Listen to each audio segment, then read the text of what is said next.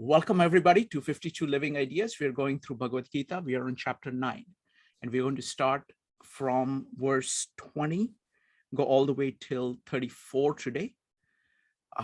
We're going to first go from 20 to 29.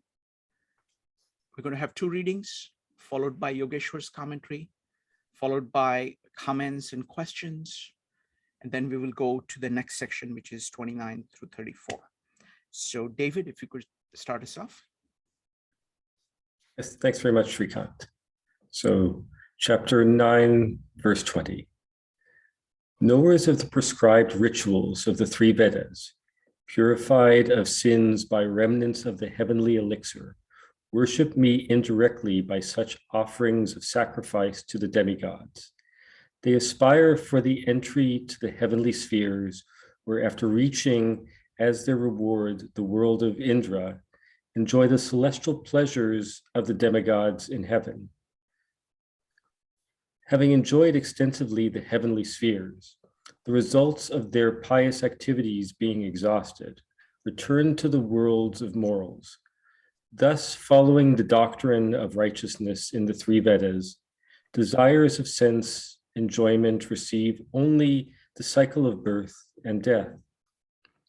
Those who desire by eternal association, precluding all else, meditate on me with exclusive devotion.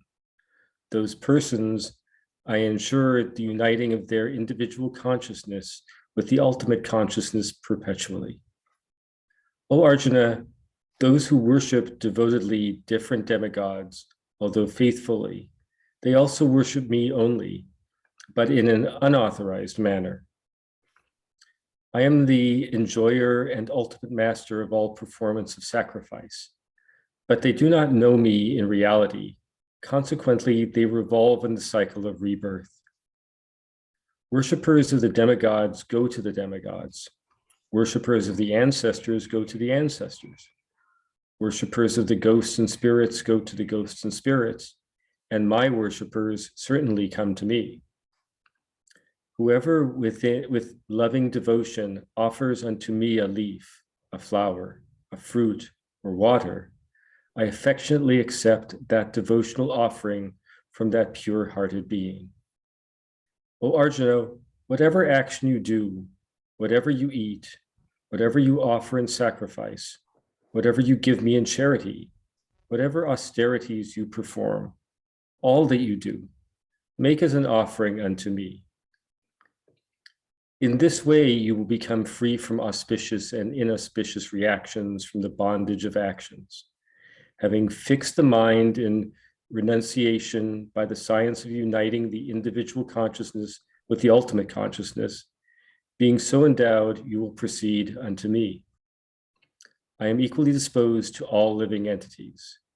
There is neither friend nor foe to me, but those who with loving sentiments render devotional service unto me, such persons are in me, and I am in them.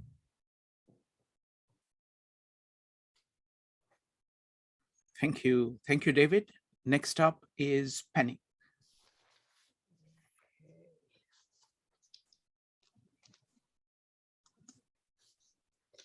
They that are versed in the triple Veda, worshiping me with the rites appointed, drinking the wine of the gods' communion, cleansed from their sinning, these men pray for passage to heaven, thus attaining the realm of Indra, home of the happy.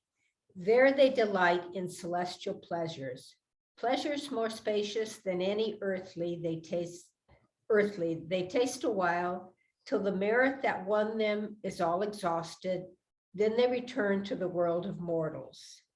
Thus go the righteous, who follow the road of the triple Veda in formal observance, hungry still for the food of the senses, drawn by desire to endless returning. But if a man will worship me and meditate upon me with an undistracted mind, devoting every moment to me, I shall supply all his needs and protect his possessions from loss.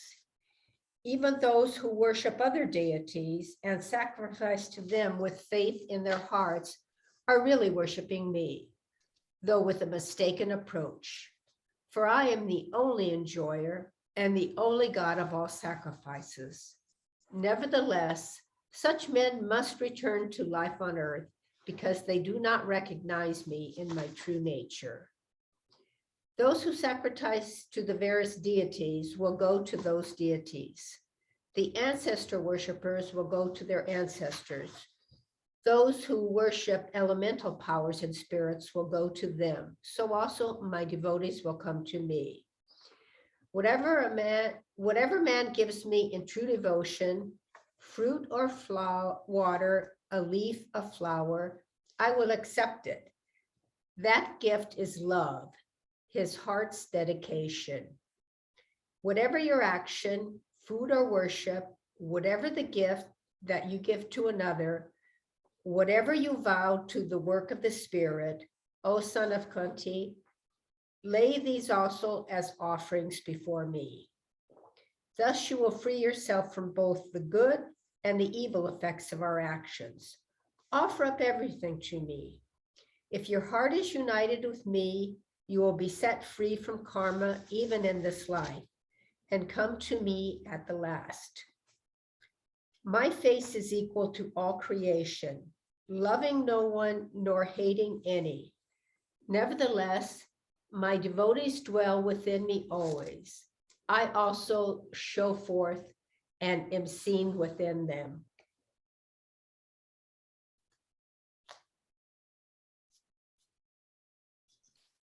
Thank you. Thank you, Penny. Next up is Yogeshwar. त्रैविद्यामां सोमपापूतपापा यज्ञैरिष्ट्वा स्वर्गतिं प्रार्थयन्ते ते पुण्यमासाद्य सुरेन्द्रलोकम् अश्नन्ति दिव्यान् दिवि देव भोगान्. So those who follow the three Vedas and perform rituals according to them, one thing surely will happen is that they will get cleansed of all their bad actions. And how does that happen?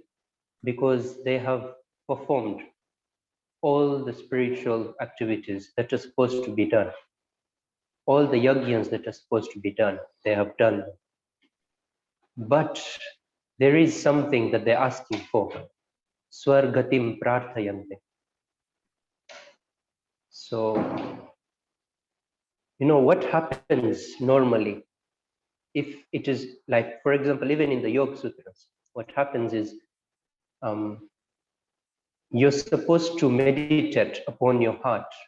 Yeah. And when you meditate upon your heart, what happens is that you receive immense energy and immense willpower. So now there are three different ways of understanding that same statement. One way of understanding that statement is to get that immense power, the willpower or mental power, I should meditate upon my heart. Another way of understanding that same statement is I should meditate upon my heart. What will befall me as a fruit will be the willpower. Yes? And the third way of explaining that statement or understanding it is that I should meditate upon my heart. Yeah, I should meditate. And I should be aware of that power that I will get. It should not disturb me in the way to get to the Supreme. So those are the three different ways you could this one statement and three different ways of explaining or understanding that one statement. Now that's where so many people go into the wrong path, because what they want right now is willpower and the power of concentration. And then they meditate upon the heart, they get that power. But what happens is they get stuck there because they do not know anything apart from that power. They don't know anything ultimate. So what the Vedas have done is they have talked about all these spiritual activities or these rituals that are supposed to be performed, and the subtle powers or energy levels that you could tap in. Now what happens is there is a statement in the Vedas that you do a type of yajna and you will tap into a type of energy center. Now what happens is now you go and do such a ritual, but you get stuck into that energy that you've got. What it was meant for was that when you do such a ritual, something like this will happen, but you have to be aware of it. If you're not aware of it, you'll get stuck in it. That's why it's written in the Vedas, so that you don't get stuck in it while you're getting to the Supreme. So what do these people do? Yeah, they've performed all the rituals, so they're devoid of any sins or any bad actions that they've done. But what they're asking for is swargatim. Yeah, they're asking for something that is material. They're not asking for something that is supreme. They're not asking for the ultimate. They're not asking for Brahma. So what happens? Te punyam asadya surendra lokam ashnanti divyan divideva bhoga. So what happens is they get all these merits. They collect all these merits within them. They do all these good actions. Whether it's donation, like even to the poor, or giving to the temples, or even like helping the community, anything. So they do all that good action. But what happens is they get to a stage in their spiritual life, yeah, and they feel that this is what it is meant for. This is the highest I can get. So there is that, all these like Indralok, Brahmalok, if you look at the Yoga Sutras, yeah, you can map them onto your 7 chakras in a way. Now, you see how Indian tradition has gone is that not everyone can understand the inner dwellings. So not everyone can understand what the 7 chakras mean. Now what happens is, so we map them onto metaphors that are outside us. Yeah. So we do that like some being that is above humans. So the normal human would be on the Muladhara chakra. But now you come above that and you have immense power and you have immense bliss at that chakra. But now you're mapping it out on a metaphor. So that mapping it out on a metaphor, what happens is now the metaphor is taken as it is, like you'll go to some other planet after this. So that is not. What happens is it is here that you experience all that bliss. And for example, if we want to take a small example, even like chakras is one mapping of it, but how to explain it to a normal person? Yeah, because normal person would not know the chakras or how the bliss that they attain when they reach the upper levels of the chakras. So just take a small example of when you make a small donation to a small kid who doesn't have anything to eat or doesn't have any parents, is an orphan, and then he doesn't have any education. So what you do is you give him some food and offer him some education. You take up his education up to like high school or college. Yeah. Now there's that inner bliss that you get.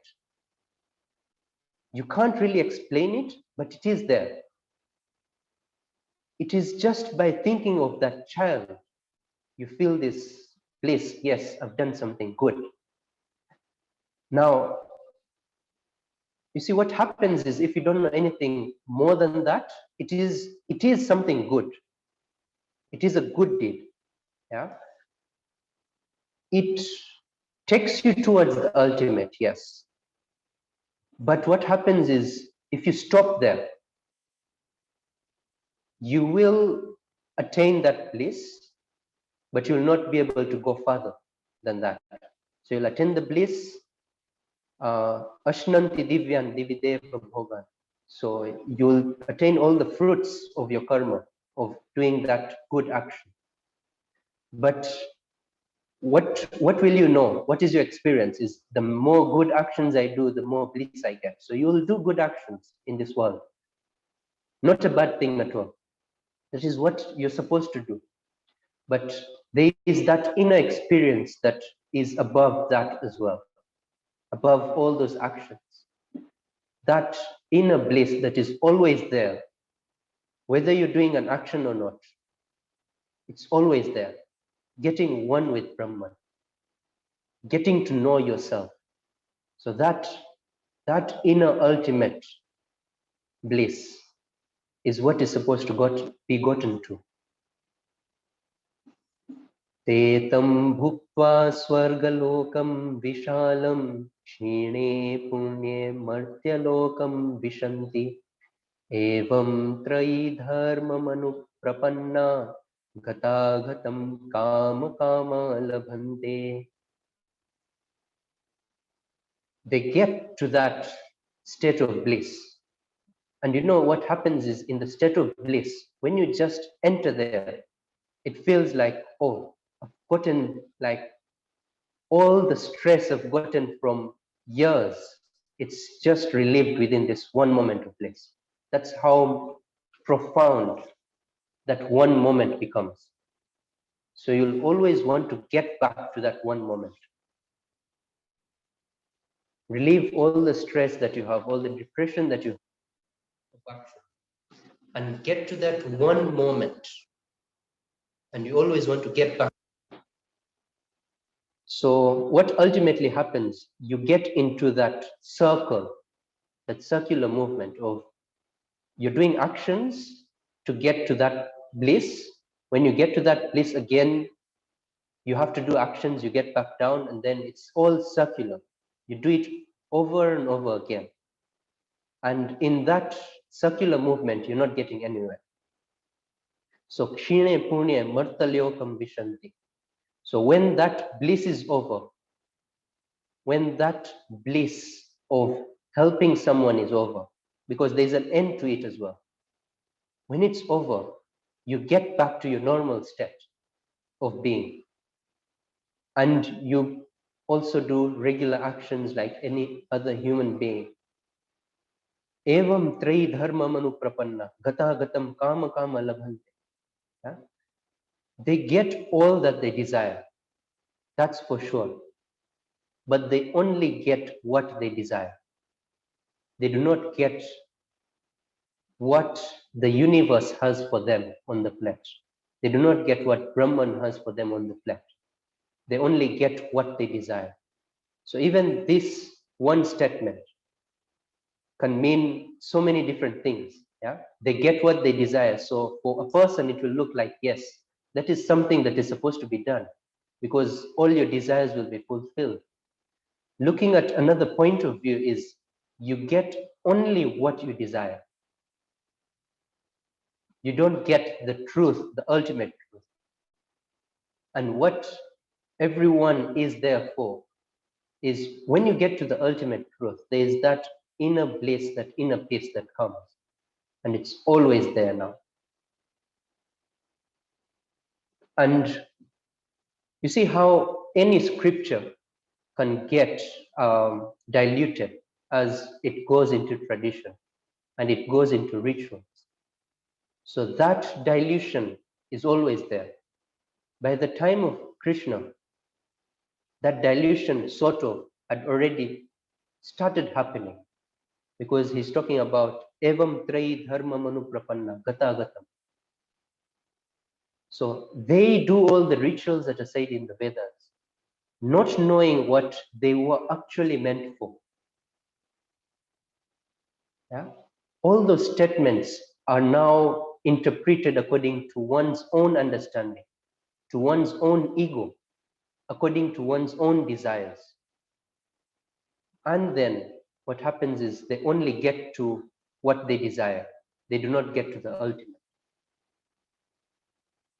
Ananyas chintayanto mam ye jana paryupasate tesham nityabhiyuktanam yogakshemam vahamyaham.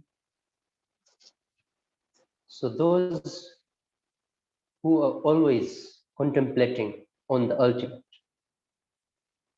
ananyas chintayanto mam. So na anya, where there is no other. In that way, they are always contemplating, they're always thinking about me.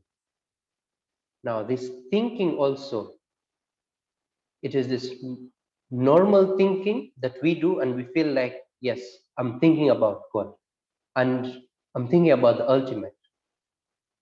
But what happens in that process is when we are thinking, we also have all these worries within us. We also have all these emotions within us. And that does not allow it to become ananya. It doesn't allow it to become without any other thought. When we get to this state of nirvichar, this state of not having any other thoughts within us, it's just bliss. It is just devoid of any thoughts. In such a state, what happens is now we create thought, not our desires, not just a reaction to the surrounding, but we, like that individual self, creates the thoughts. And that thought is devoid of any ego, any desires, or any reaction to the surrounding. Now, that creation of thought that you can do on your own, yeah, it is not because of a reaction to the surrounding or because of a desire, because sometimes what happens is we think of the ultimate just because we want ultimate bliss. And that's sort of a reaction. It is like a desire to want. It is not that ultimate being. Yes, it will take us to a stage. It will take us up. But until where? It will stop being of help at one point in time. So after that, it is that one voice within you. And that's what yoga is trying to do, what yoga is trying to do. It is trying to clear out all the thoughts and have only that one voice within you. And that one voice within you is devoid of any desires or any reactions to the surrounding, and is also devoid of the ego. But since it is a desire, it is not a desire, but since it is a thought within oneself, it still represents the individual self. So when you're thinking, even though it is devoid of any ego, that is also individual self. But now what happens is you turn the individual self to the ultimate self, to the ultimate. Now, when you turn to it, you may not have become one with the ultimate, but since you can feel it near you, there is that connection you have with it. So all your energy is pulled towards the ultimate self, towards the Brahman. So when all your energy is pulled towards it, this is ananyas chintayantoma. You don't have any other thought within you. Ye jana paryupasate. So those people who are always thinking about me, because all their energy is pulled towards the ultimate. Paryupasate. So while they're only contemplating on the ultimate, what happens is they get nearer to the ultimate. They always pull towards it as they're getting nearer. And then they sit near the ultimate. Upasate. Upasate. So they're sitting near to the ultimate. But it is still sitting near. And what happens is, when we're talking about it, it all feels all these stages in your spiritual path, they seem as if though they're near each other. But what happens is you need like 3 to 4 years in each and every stage. Yeah. And that is like for a person who is like wanting to get to the ultimate, it's so long for them. Yeah. So what will happen in that time? Yeah. Tesham nitya bhiyuktanam yoga kshemam vahamyaham. So for that time, when their whole force is onto me, it's only onto me, and I am the only thing that they want. Nitya bhiyuktana. So they're always thinking about me, they're only in me, all the energy is pulled towards me. Yoga kshemam vahamyaham. Now what happens is they get this immense power. Any thought can move a lot in the world. Any one of their thoughts can move a lot in the world. For example, if they want, like, all these powers do exist. It's really hard to explain them, how it happens when it's not in experience. But if you could try to get to some stage, or you could try to think about it. Like, I've also read so many books about, maybe it's The Secret, or it is these other books that are talking about pulling positive energy towards you. That is a stage. It is minor. But what happens at this stage that is being talked about is anything that you're thinking about, it's pulled towards you. Yeah? What you think is created. Not in an oblivious way that we think that, oh, I'm thinking about a phone and it should be created. Not in that. But just think about a person being near you, yeah, and you're explaining to them using the same words. It can be hard to explain to them, but when you're in this state, you're just saying a word and they just feel that it's right. They don't know why, they don't know the logic behind it, but they just know it's right. So that state of even changing the mind of another person, it's possible. Like, if we've read the story of Vivekananda, yeah, there's that story of when he reaches this state of meditation, of samadhi. It is by the grace of his teacher, Ramakrishna Paramhans. But when he reaches this state, the first thing he remembers is there's this person who is always attached to the idols of goddesses and gods. And so many idols he has kept, and is always worshipping them day and night, day in, day out. So he had always been telling him that, no, you should not be doing this. Go to the ultimate. There is more than that. Like, yes, it's fine to do that, but realize the ultimate in them if you can. If you can't, then you have to leave them and go on to the ultimate. What happens is that person, he doesn't know much. He's just a villager. So he doesn't take onto account of what Vivekananda tells him. Now, when he's in that state, he thinks about that thought, that this person should leave all these idols and go and get to the ultimate. Yeah. Now, what happens is at that time, he is worshipping, that person is worshipping all the idols.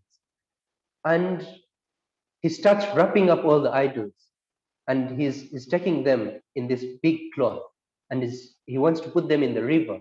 He doesn't know why. He doesn't even know that Vivekananda is thinking about it. But this state of being has happened onto him. Yeah? And now he's walking towards the river, and then Ramakrishna Paramhans meets on the way, while Ramakrishna Paramhans is coming back from the river after a bath. So he asks, where are you taking all this? So he says, I don't know why, but I don't feel like worshipping these idols, and I just want to put them in the river. I don't know why. I feel there's something more than this. So at this time, Ramakrishna Paramhans told him that, yes, it is what you're supposed to do. Yeah, you have to get something ultimate. But where did you get this from? He says, I don't know. It's not my thought. I know that. But it's from within. Somebody is telling me. So there's this immense power that you get at that stage, which even when Vivekananda had that thought in that meditative state, he didn't know that this will happen, but it happens. It ultimately happens. So yoga kshemam vahamya, what he wants and what he doesn't want, I will provide. So it is the ultimate that does everything for you at that time. You don't have to go out there and do anything. Things just start happening towards you. Yepyanya devata bhakta yajante shraddhayanvitaha tepi mameva kaunteya yajatya vidhipurvakam. So even those who are worshipping other, we could call them idols, we could call them gods, or anya devata, like other celestial beings, as it is translated in English. But what devata actually means, yeah, as I had explained in chapter 7, all this energy is eventually from the ultimate. So if you can see the ultimate even in a stone, or if you can see the ultimate in the sun, or if you can see the ultimate in the earth, that is something that you're revering the worship to. Not for the sun, not for the earth, or not for the stone, but for the ultimate you see within. Can you see the ultimate within it? That's the question. Once you're able to see the ultimate within it, then what happens is, when you're worshiping, the stone is just a pathway to the ultimate. But what you're really looking for is the ultimate within it. It's the Brahma within it. And once you see the Brahma within even something like a stone, just imagine that, because you're looking at the ultimate within a stone. Now, the stone is just like any other thing on the planet. It doesn't even have life, but you can feel the force of life within even that which doesn't have life. That is when you know Brahman. That is when you really know Brahman. So the people who invented these rituals, they actually had that in mind, that if somebody sees the Brahman within even a stone or even the sun, what happens in that condition is not what we are taught, like to worship the sun or Gayatri mantra or bow down to the sun. What happens in that state is when you can see Krishna, or you can see the ultimate within even the sun, you automatically bow down. You don't have to be told, but it just happens. And that is when you realize that this is just like a glass. It's just like a glass, and through it you can see the ultimate. You can feel the ultimate through it. And what happens is, through time, you attach the ultimate experience to that one object. Because even in psychology, like when there's a specific place that you're in and the specific type of activity that you're doing, day in, day out, and if you're doing it over years, when you get to that place and you're doing that activity, there is this sort of, what I could say, flow that you get into. Yeah. And if you're attaching that ultimate experience to something, what happens is, when you get to that something, you get the ultimate experience. Like you just have the experience itself. You can just look at the sun and reach a meditative state. So that is what is supposed to be done. What Krishna is saying here is, they are worshipping the ultimate. They are actually worshipping the ultimate. Tepi mameva kaunteya yajanti. But what happens is, if it just becomes a tradition, if it just becomes a ritual, what it is avidipurvaka. They do not know it, that they are worshipping me. They start participating in rituals just around the material, just around the idol, instead of looking for the ultimate within it, ultimate within the stone, or ultimate within the sun. Aham hi sarva yajnanam bhokta cha prabhurev cha na tu mam avijhananti tatvena taschavanti te.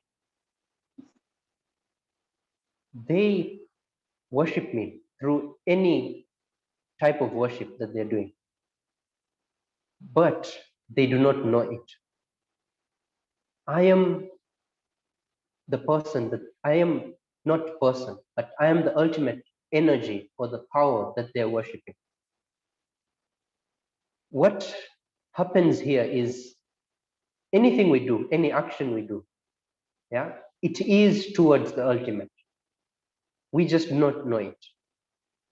So what happens is, because we do not know it, natu mam abhijananti, because we do not know the ultimate, tatvena, we do not know the ultimate as it is, ataha schavanti.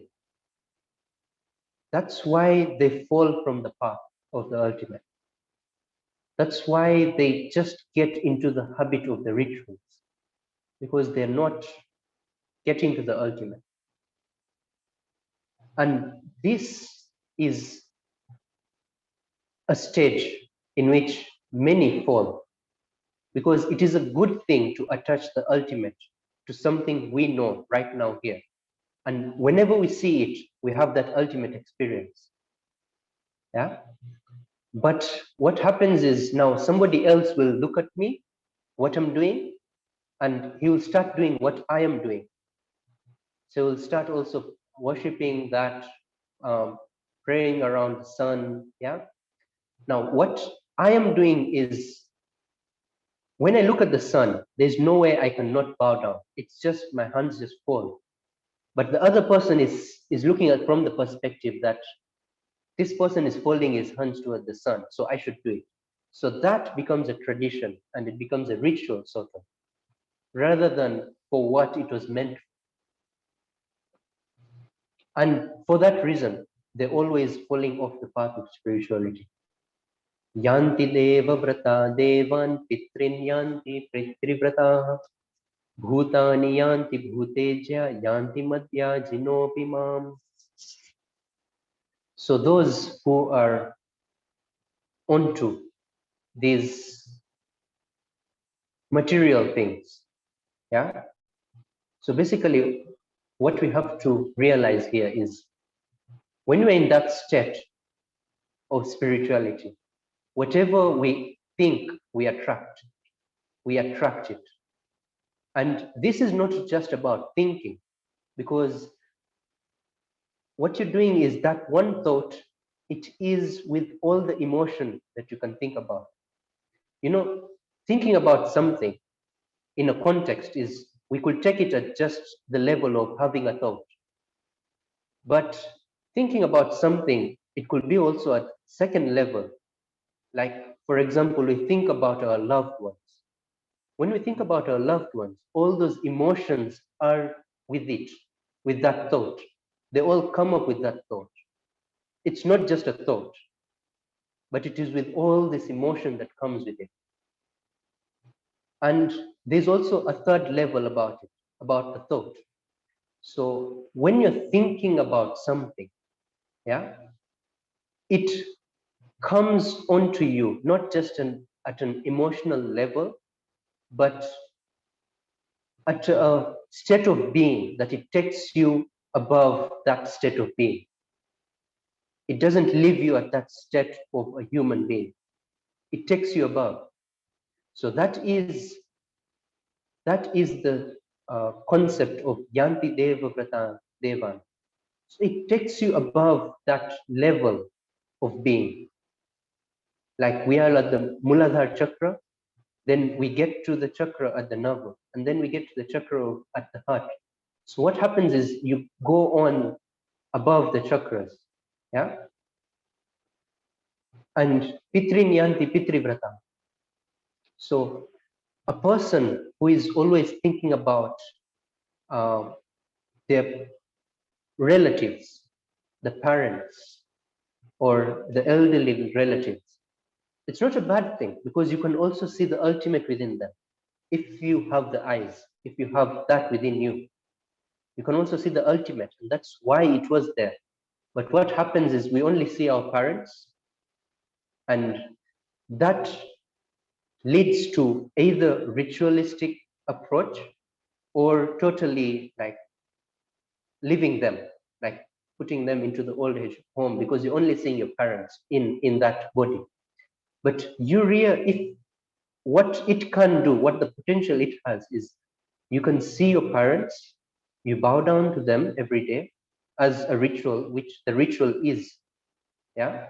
And then if you understand what the ritual is meant for, the ultimate within them, because they are not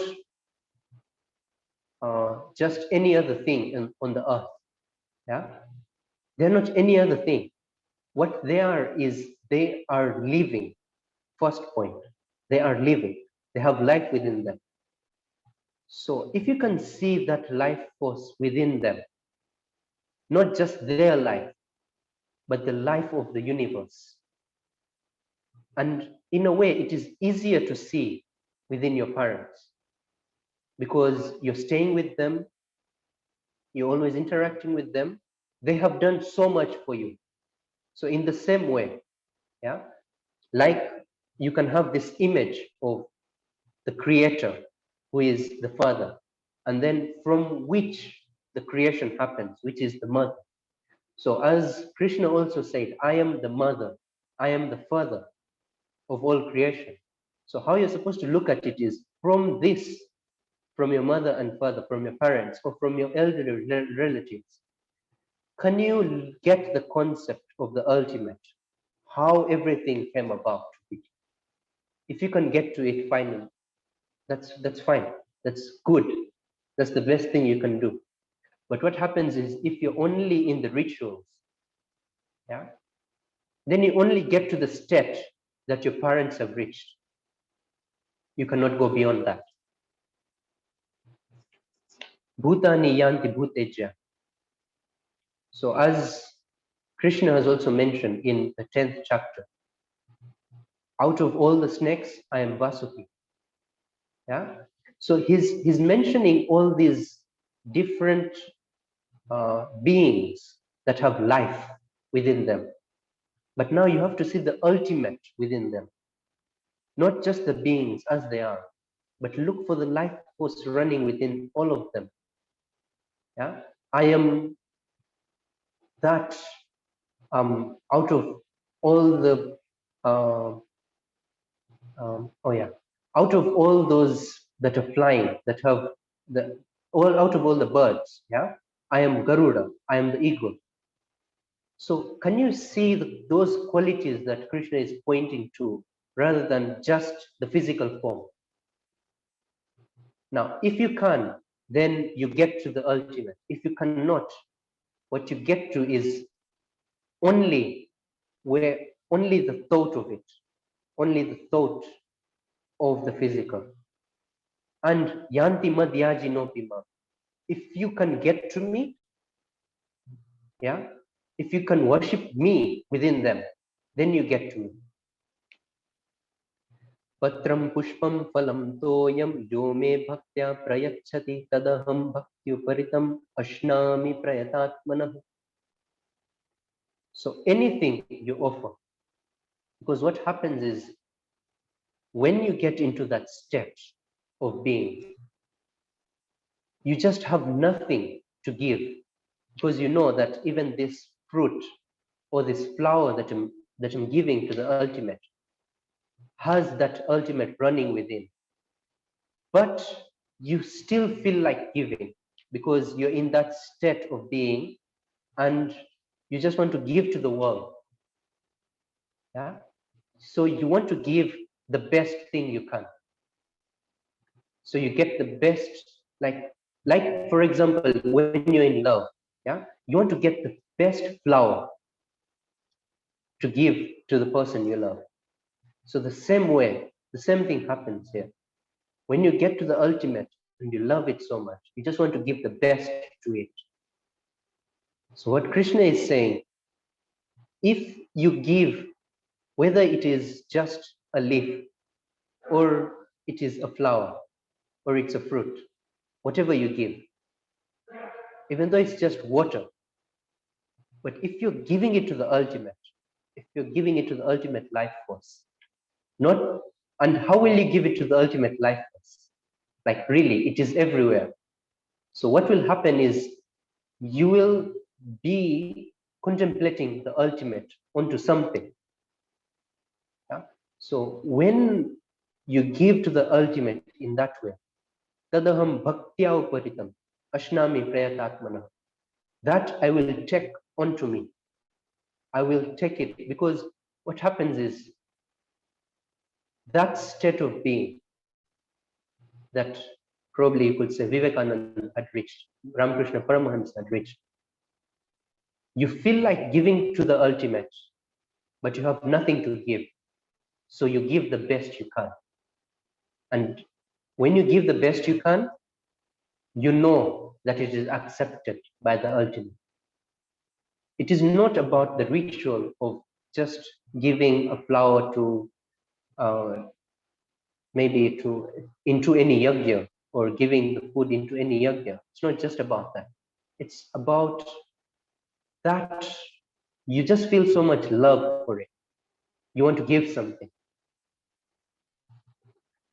Yat karoshi yadashnasi yajjuhoshi dadasi yat tapasyasi kaunteya tat kurushva madarpanam. Now, this about mad arpanam, giving unto me. Whatever you do, whatever you eat, whichever yajna you do, or whatever donations you give, whatever tapasya or whatever performance action that you do in this world, give it to me. Now what happens is if you can take it to a more subtle level, all the desires that you have, give them to me. So it's like this feeling that, oh, I have a desire. Can I give it to the ultimate? And that feeling, like if you want to put it into words, what it feels like, it's like you're doing a yajna. If there's like a fire, and then you're putting all your desires into the fire. So you can't really explain it, but when you want to explain it, you have to give an example of something outside. So I've gotten a desire, or I want to watch a movie out night, or I want to just, these desires that we have about the outside. Maybe I want this good food. So can you look at the desire? Not stop it, or don't just forget about it, but look at the desire and give it onto the fire, the ultimate fire. Give it to the ultimate. And then look at it, and you'll see that there's no desire within you, because what your swabhav is, what you are, is you don't have any desires as per se. The desires are put onto you by culture, put onto you by tradition, put onto you by the people around you, by the people you're interacting with, by your peers. So that's what happens. It's not you. So can you give all that which is material, even something subtle like a desire or a thought, onto me, Mother Parnam? Can you give it onto me? If you can give it onto me, then you'll realize that Shubha Shubha Falaireva Mokshase Karma Bandhanehi Sannyasa Yoga Yuktatma Vimukto Ma Mupaishyasi. What you realize when you give all the desires and thoughts onto the ultimate fire is Shubha Shubha Falaireva Mokshase Karma Bandhanehi. All that takes you into the circle, because, for example, a desire is also a circle. It takes you into circular movements of thought. So you'll have a desire, and then you'll have a greater desire than that after you get to that desire. So that circular movement that continues, that is the karma bandhan. It taps you into the karma, like you can never get out of the circular movement. And also the Shubha Shubha Phala. When you give onto all your desires, onto the ultimate, what happens is Shubha Shubha Phalaireva Mokshase. Whether anything good befalls you, anything bad befalls you, you are just there. You are just there. You are not taken away by something that is really good, or you're not taken away by something that is really bad. Sannyasa yoga yuktatma vimukto ma mupaishyasi. So, sannyasa yoga yuktatma.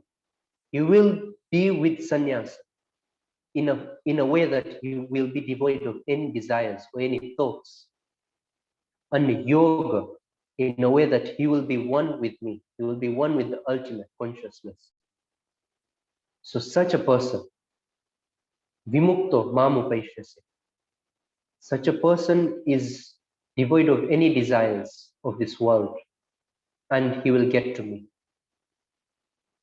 Samoham sarva bhuteshu name dveshyasti na priya ye bhajanti tumam bhaktya maite teshu chapyaham.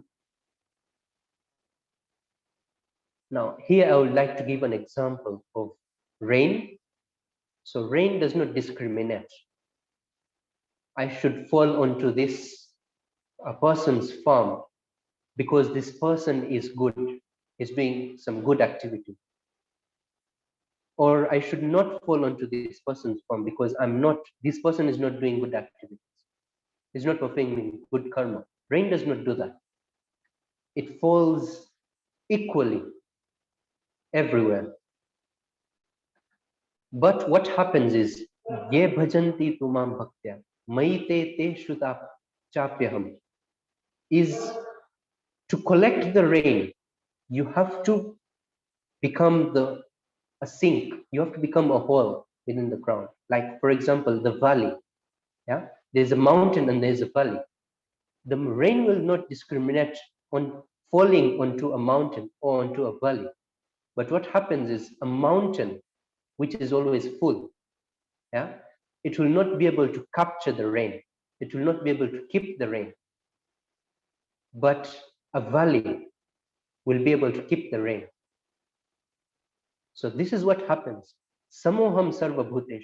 Like, the ultimate is not saying that I will only be onto those persons who have good karma, but only those who are within me and who love me will be able to get me. Only the empty cup will be able to get full with me. If that cup is always full, it will have no space for me. That's what Krishna is saying here.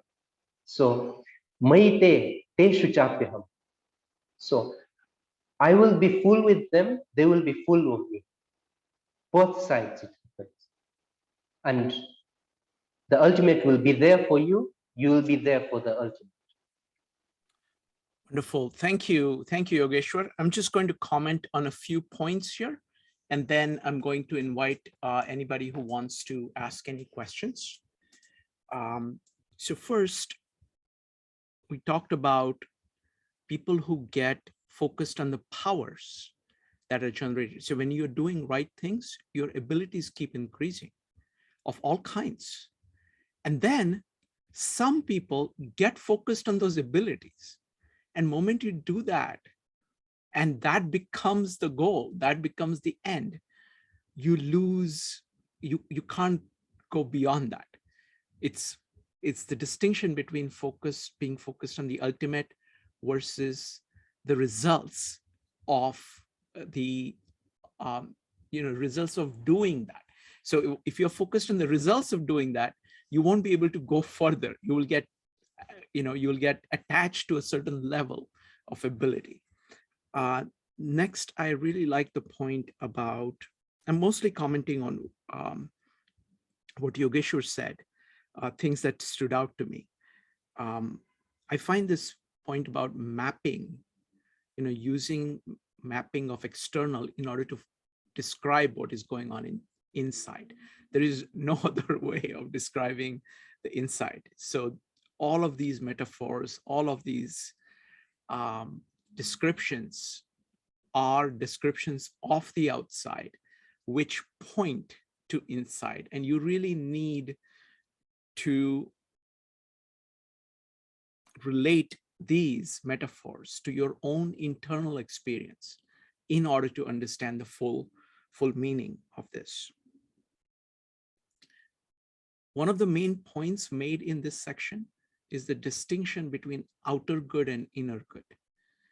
So you can do karma, you can do the right thing, and you will get benefit from doing that. You will get all kinds of benefit from doing that. But this part distinguishes between that and being fully focused on the ultimate, fully focused on God, fully focused on Brahma in a single-minded way. So that is the big distinction that he's making. There are people, so the point here is that the inner and outer are connected. But if you end up focusing only on the outer aspect of the ritual, then over time, that becomes a ritual. It becomes something which is surface, and you tend to lose the power. You tend to do it mechanically, and you lose the spirit of why it was done. You still get some benefits from doing the right thing in action, but the benefits of being constantly focused in a single-minded way on truth, on the ultimate, on God, is of a different level than benefits of just doing the right things externally. He's saying that if you do that, then you get benefits from doing that. But once you have exhausted the benefits, you're still going round and round. You're going round and round, a little bit closer to the center, but you're still going round and round. He's talking about things which are pathways to focusing on the ultimate, like the idols, other gods. So you can use various of these things, idols, in order to help you focus on the ultimate. But what really matters is that focus on the ultimate. It's a beautiful point about offering. You offer what you can. You offer the best you can. And it really doesn't matter whether it is a leaf or gold or anything in between. It really doesn't matter. What really matters is your devotion is your single-minded focus on the Brahma and your full action towards it, as to the best of your capability. And then it does not matter what that action is, because that will be shaped by your context. But it's the bhakti that matters. Again, the point that keeps coming up, like, remain focused on me. That's the point that keeps coming up. It is the connection between Atma and Brahma, the oneness between that, which is really the heart of all of Indian philosophy, all of what you're trying to do. Everything else is means to it. But the ultimate is that connection. There's also a beautiful point about grace, to put it in the biblical terms. It's grace. The grace of God reigns on you, reigns on everything. But you have to ask, you have to seek in order to get the full benefit of it. It will rain on you, but you have to be able to soak it up, and you have to be able to live with that, live that. So those are the comments I had. Now I want to open it up for any questions. If you're familiar with the material, you're welcome to talk about what really stood out for you in this period, in these verses. Go ahead and type exclamation mark if you'd like to offer your comments or questions.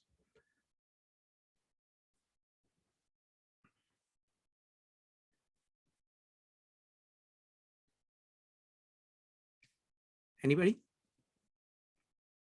Nope. Okay. So what we're going to do is that the next section is fairly short. Penny, are you trying to unmute? Okay, just a second. I don't know whether okay, go ahead. Oh, I just had a quick question. This was, I think, an Indian word, and it might be fire, but he said like yagya. Yes. Yeah. Like we should know what it meant, but I have forgotten what yagya is. Go ahead, Yogeshwar. Yeah, so yagya, in whichever context you take it, yeah. Mainly what yagya means is anything you do to get to the ultimate is a yagya. But it is mostly ritualized as what we see in tradition is around a fire, there's all this that you're putting in. Yeah. And what happens in that is, yes, it is a type of yagya, but it is not the only yagya that you should be knowing. So all the types of yagya, which even in chapter 5 that Krishna has talked about, even reading a book is yagya, even reading a scripture is yagya, dhyan yagya, which is talked about in chapter 5. So yagya is not only what we know as tradition or what it is like around the fire, but it is at many points in time, it points to that. Because it is tradition. Yeah. Let me add one thing. It's a very large concept, Penny. It is equivalent of concept of sacrifice. Basically, what you're saying is that you're seeking the highest possible, and you will offer whatever is needed, whatever you can, in order to achieve it. You will do whatever work you can. You will give up the lower things in order to seek the higher things. So it is that, and they're all different kinds of, different kinds of offerings, different kinds of sacrifices, different kinds different kinds of actions that are aimed at worshiping the ultimate, pursuing the ultimate. Thank you. All right, let's go for the remaining ones. David, could you go ahead and read from 30 to 34?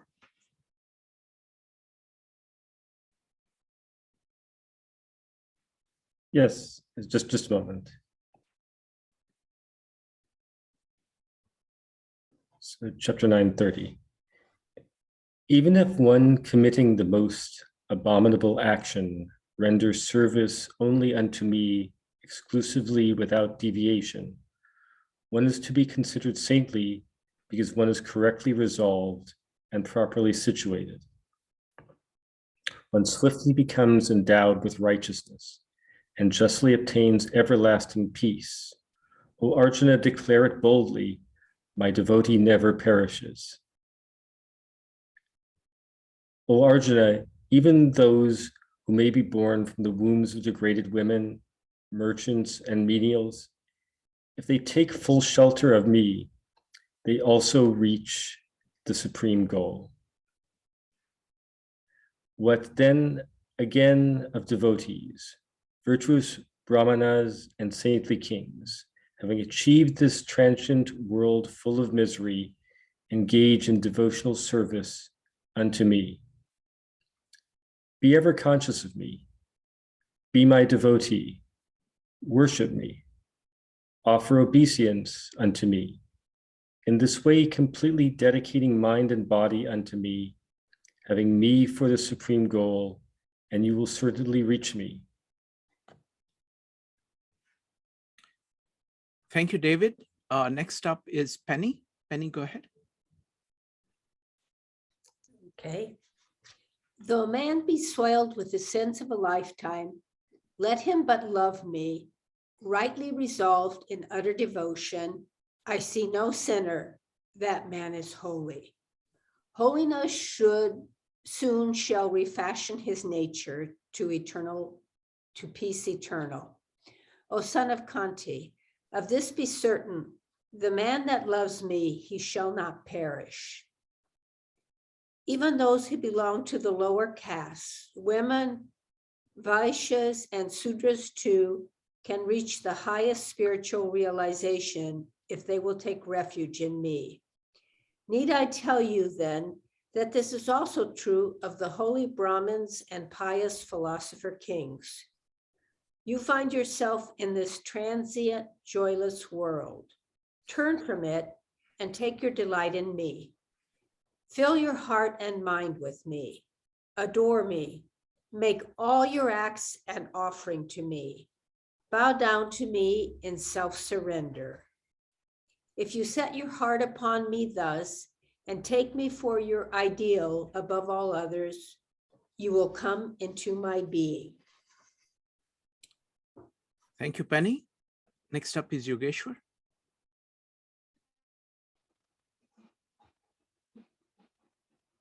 अपि चेत् सुदुराचारो भजते मामनन्य भाक् साधुरेव समन्तव्यः सम्यक् व्यवसितो हि सः. So even a person who is viewed as doing bad actions in the world, even though he is such a person, if he is devoted unto me, sadhureva samantavya, I myself, I know him, I count him as a sadhu, and sadhu means the best person that I see is him, even though he is doing the worst of actions in the world. Samyak vyavasito hi sa. Why do I think him to be a sadhu? Why do I think him to be a good person? Because samyak vyavasito hi sa. He is doing what is supposed to be done. He is doing what is supposed to be done with this human body. Like he knows what is supposed to be done. Now, bhajate mam ananya bhak. So wherever there is this, so bhajate, bhajana, which is also the same root as bhakti. Whenever you see the word bhakti or bhajana, there is this ananya, always. It's always put together. Like, it's like Krishna could have said bhakti on its own, but he always says it with this word ananya, everywhere. And the way it is seen here is, you could love someone, yeah, but your love continuously shifts. Like, you love someone today, but love and emotion is something that cannot be made constant. It is always moving, jumping up and down. So all our emotions are like that. But what Krishna is trying to say is, love, yes, it's an emotion. Take it to a higher level. Bhakti, unconditional love. What that unconditional love means is, your love is not running up and down. It's not moving from person to person. It is just there.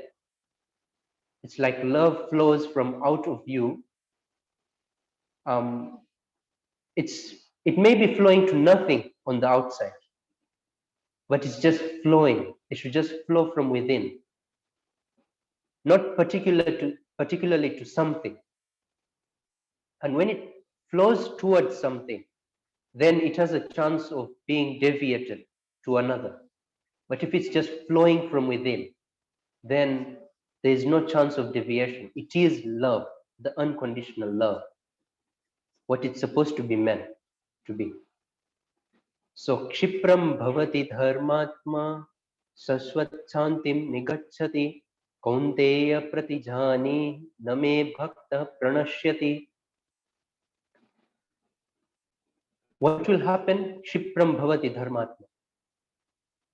He will just in a short time become the person who does the best actions.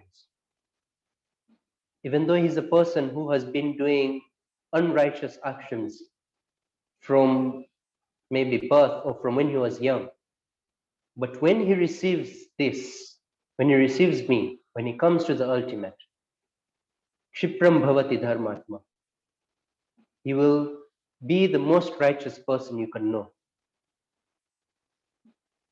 Shashwat Chantim Nigacchati, and he will get to this ultimate bliss. Kaunteya Pratijani Name Bhakta Pranashyati.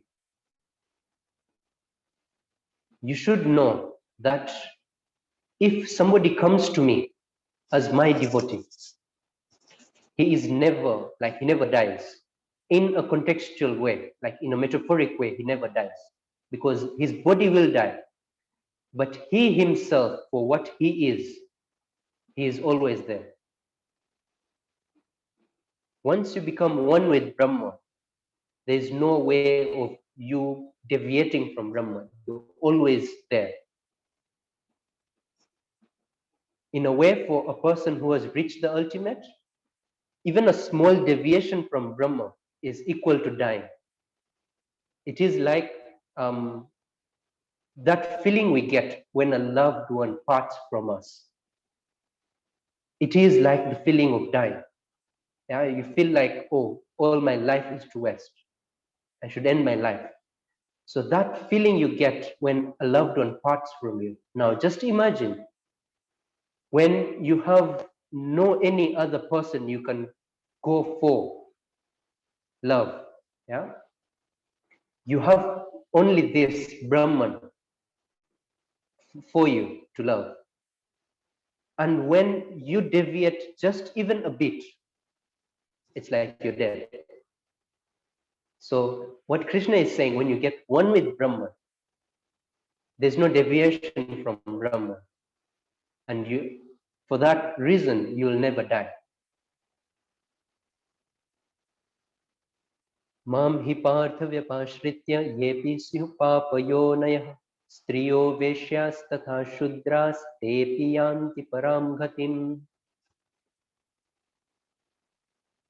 Now this verse is the most misunderstood verse, I can say, in the Gita, because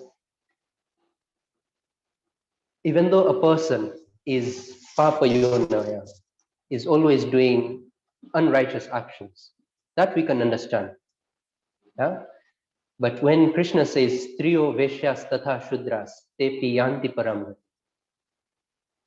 so the first thing is stri. So means female. What one translation would mean is female. When we translate it as female, it's like females are underrated according to Indian thought. That's what will come first to the mind. But what it is actually translated to is feminine rather than female. So feminine, what feminine actually means is, you know, what normally happens is if you're aggressive towards something, that is the masculine side of you. Like each and every person has a masculine and feminine side in them. When you're aggressive towards something, that's your masculine side. And when you're regressive, like when you're waiting for something, you want something, yes, but you're waiting. And we see this mostly, like, for example, even in colleges, or when a couple loves one another, what the feminine will do is to wait for the masculine to propose. And what the masculine will do is always be aggressive and propose first. So that is that feminine masculine duality. So what happens is striyo, and Shrikant must be knowing this in Bhakti Sampradaya. Yeah, Purusha to Purushottam Eka, like Striya Anya. What those in the Bhakti Sampradaya say is all the others are the feminine. The only masculine is Purushottama. The only masculine is the ultimate. Now, in a way, because the Bhakti tradition is based on waiting, you do all the devotion, but it's not aggressive. You know, like logic is aggressive, but emotion is not aggressive. Emotion is like the waiting. It's like the feminine. So if a whole tradition can say, yeah, like the Bhakti tradition, all of it, it's saying that we are feminine. It's not talking about male and female. It's talking about how you are. Towards the ultimate, they conceive themselves as a feminine. Yeah? And they wait for the ultimate to befall them. They have all these emotions towards the ultimate. They cultivate the emotions through actions, through seva.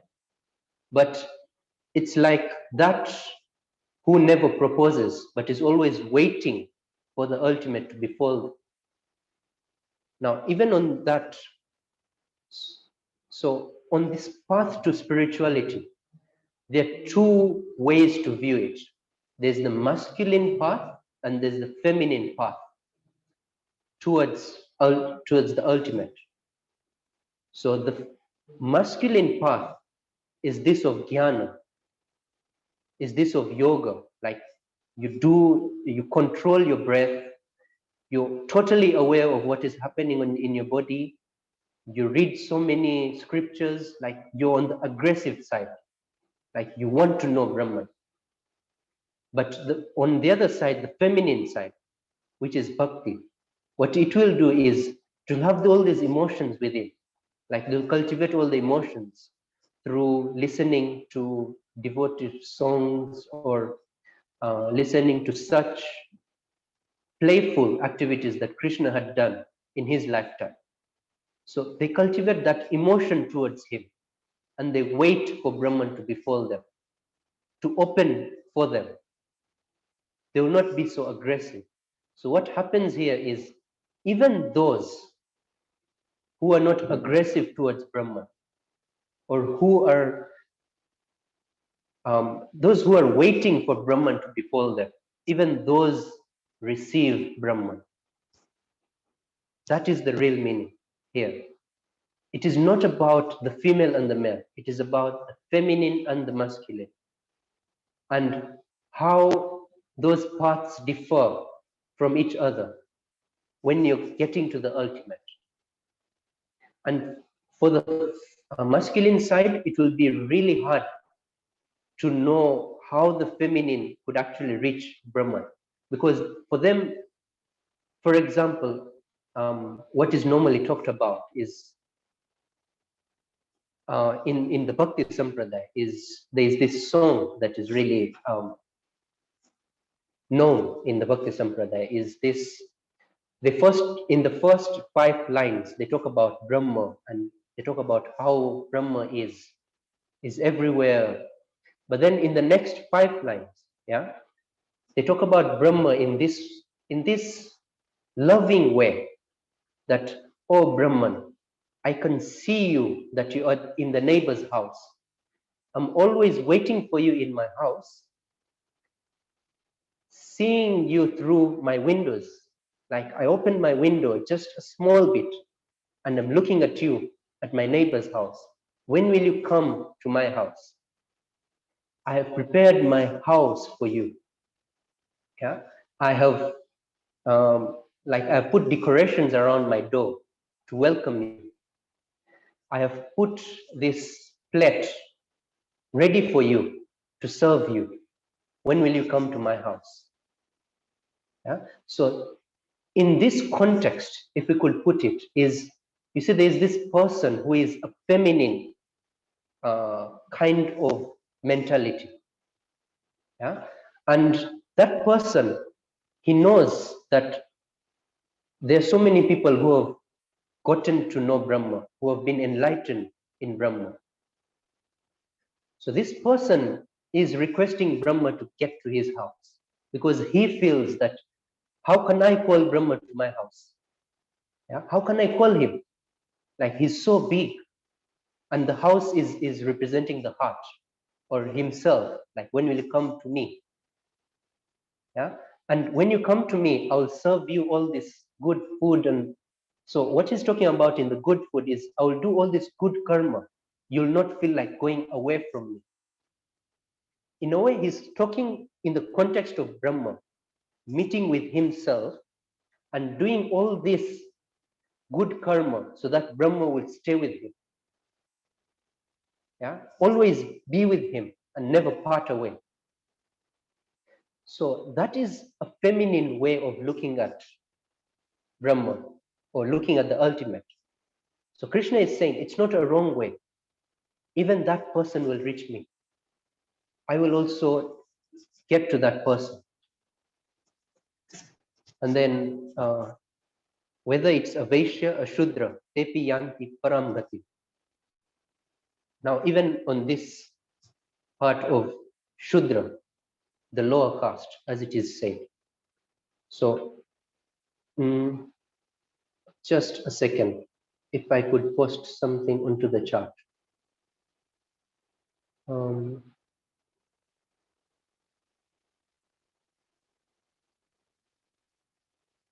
Yeah, so what that says is, everyone by birth, he is a Shudra.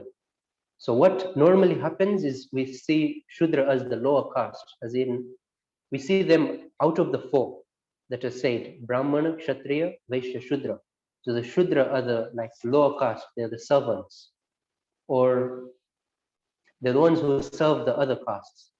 So what actually it is, and how to understand this caste system, which is in India, is first know it by the fact that Shudra are the people who are always identifying themselves with the body so much. Yeah.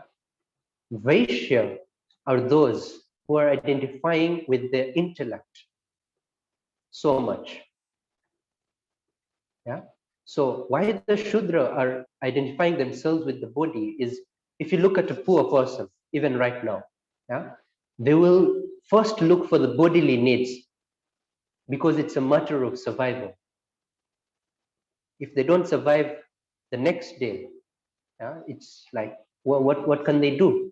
That's all they've got to do, survive the next day. So they're so much attached to the body. The body is everything for them. Survival means everything. And then Veshya, which means those who are attached to the mind so much. Meaning these people who are, like, we can call them the trading or the farmers, yeah? So they should know all these things of trade, all these activities of trade, how it works, how interest works, how banks work, how loaning works. So they're so much into mind that prestige and fame means a lot to them. And then Kshatriya, how Kshatriya is viewed is, they are those people who are not attached to their body or their mind. They're those who are meant for the public. And that's why they rule the public. It's not like ruling the public, it's a matter of being a servant of the public. So you're a king, but you're not so much into your own mind or your own body, because all that is fulfilled. Your bodily is fulfilled, like from the start. So what happens is you're thinking about other people, which is, in a way, if you even look at it spiritually, yeah, it is higher than you thinking about only about your prestige or your fame, because you're doing for others. You're ruling for others. You're ruling for your subjects, not ruling them in a way, but you're serving them, really. So that is how Kshatriya is viewed. And Brahmana are those, like the philosophers and those who are reading the scriptures and are towards Brahma, those who are away from this body, those who have known Brahma. That's why their name comes from Brahma, Brahmana, those who have known Brahma. So they're always contemplating on Brahma. They have that time to contemplate on Brahma. So all these four distinctions are made first. So what that verse in the chart says is, Janmana Jayate Shudra. So everyone is born a Shudra, is born a lower caste, in a way. If you could view them as stages of life, everyone is born a Shudra in a way that when you're born, first your bodily needs need to be met. It is a must, and that's what you are going to cry for. Well, when a baby is crying, he's crying for his bodily needs to be met. He's not crying for any desires, like mindly desires like fame or prestige or anything. It's just his bodily needs that are supposed to be met. If that is met, that's fine for him. So you can look at the context. Even the scriptures says, Janmana Jayate Shudra. So everybody is born a Shudra. And us looking at it in the context of the caste system, then even a Brahmana, when he's born a Shudra. He's not born a Brahmana. Because first, you're going to only figure out your survival when you're a child. After that, what happens when you get to the age of like 12 to 25 or 30, what happens is you're working with your mind so much. Yeah? And now you know this concept of fame and prestige, and that matters for you. Even among your peers, you want to be the best. Like you want to stand out. You want to receive all these gold medals or all this fame and even the money, so that you have a higher prestige in society. So that's the time that happens. And then after a time, all that you realize, all this fame and prestige has done nothing for me, and all this money, it's all just here. So what happens is you go into this You do things for others now. You start building orphanages or old age homes, and you start doing donations. So you're living for others. And then at the end, you also realize that, yes, it gives you the bliss. It is good, but you have to go on contemplating onto Brahman. You have to know yourself. And once I know myself, then I'll reach the ultimate. Yeah. So if you could break down at the stages of life, this is how it would look like. What, in a way, how we understand it right now, yeah, according to the caste system. Now, what happened at that time is there was this experiment, sort of an experiment, large-scale experiment that was done.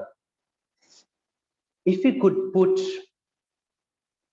divide people, not dividing them like divide, but if you could put people into categories, and you see, for example, how our genetics work. Yeah? If a father and mother have diabetes, then there's a higher chance of the child having diabetes because of the genes that are working within. But the child may not have diabetes. It is not like 100% will have, because maybe the grandparents' genes transfer onto the child and become dominant. So there's this aspect of genes coming into you, and then which gene will be dominant within you. So in a way, what you're doing with this is this experiment whereby you are getting people of different genes, those who are the philosophers in that, and you're allowing them the environment, yeah, to always contemplate on Brahma. You're allowing them to have, for example, if a Brahmin and a Brahmin, yeah, are together, the child they have, there is a significant higher probability for that child to be also contemplating upon Brahma, rather than sticking on to just survival or sticking on to just fame. So there's a higher possibility, higher probability. And then those who are Kshatriya, yeah, and always thinking about other people, they can even give their own lives for other people. For example, even the soldiers are taken as Kshatriya. So those soldiers can give up their lives for other people. So if you have, for example, a soldier, yeah, and like in that tradition, like you have a father and mother who are both soldiers, and then it continues in the lineage. Yeah. So what happens in the lineage, like 50 generations or 100 generations, what would happen is that you'll get that perfect person who would be able to be a soldier, or you'll get this perfect person who would be the best philosopher. So that was an experiment done at large scale. Yeah. And it was not for the caste system. It was to get to the best of a person that you could get. Yeah.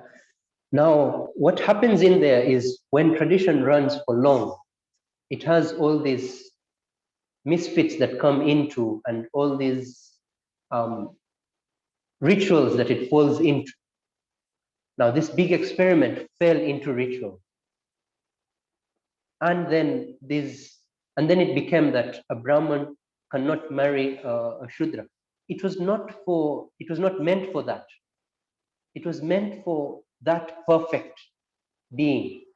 Like even if it's a soldier, if you look at it, like if you have a soldier, a male soldier, female soldier, yeah, and they have children, and then even their children have children within the same lineage, what would happen is that quality of having the muscles, having a strong body, would come in their lineage. One thing is of lineage, another perspective is of surrounding. Now they will be surrounded with such relatives who are also strong and are practicing that same thing. They're practicing maybe strength. In this time, we'll say kung fu, karate, or whatever. So they're practicing that. Or they're practicing weaponry, the arrows and the bows and all that. So he has the genes. That's a given. Another thing, he's in that environment that gives him the ability to get these concepts really fast. And then when he grows up, he has that automatic ability to become a soldier. It's not a must he has to become a soldier as it is right now. Like that's how the caste system is viewed right now. It's not a must he has to become a soldier, but in him, he has that ability to become a soldier, and he will do it better than anyone else because he's brought up in that community and he has the genes of becoming a soldier. So that's how it was supposed to be, not how it's viewed right now. And as you look at it from a perspective of those definitions that I gave at the beginning, a Shudra is a person who is only looking at survival of his own being or the family at large. That will be the largest he will think about, his family. What a Vaishya would be is in the mind. He will be bound to the mind so much. Fame, money, because even money, it is more of the mind than material. Even though the money is in the bank, you have that I have this money. It's for the prestige that you have the money. So he's so much into the mind game. Now the Kshatriya has realized that I have to give whatever I have, whether it's my life, whether it's my money, or whether it's my ability to rule, I have to give towards the people. And then the Brahmins who are always contemplating on Brahma, who are reading scriptures, contemplating on Brahma. So it could be stages of life, but what happens is it was a large scale experiment done. Like, can we get the best of a person who can be each of them? And there were some good outcomes of that. But now how it is viewed, it is like the worst of outcomes that could come out of an experiment. And any experiment could have good or bad outcomes. Like even those who were, or even the scientists who came up with the atom bomb, they did not want like Hiroshima and Nagasaki to happen. For them, it was an invention, a good invention that could help in humanity. Yeah, but it went sideways. So the same way, some things could go sideways. And in a way, at the time of when Krishna was, it was an experiment that was giving its best outcomes to the community. And people understood the experiment, what it was meant for. But right now, what happens is we are deviating from it. And if it's deviating, it's better to scrap the whole experiment rather than to go on with it. Because if you go on with it, you go on with all the bad rituals that are contained within the experiment. You go on with all the bad activities that are happening right now in the experiment. So what they're saying there is even a person who is so entwined with his body, or a person who is so entwined with his fame or the money, get to me. Kim punar brahmana punya bhakta rajarshayasthatha anityam sukham lokam imam prapya bhajaswamam. So look at this. So there's that distinction that Krishna makes. The Vaishya and Shudra are in one category. They're only thinking about themselves or their family at large. And then there's this Kshatriya and Brahmana. They're thinking about the community at large. So there's that distinction that Krishna makes. So the Brahmana and the Kshatriya, even those, like the Vaishya and the Shudra, even those will get to me.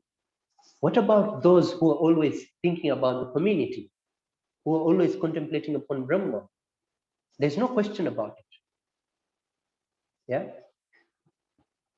So anityam sukham lokam imam prapya bhajaswamam.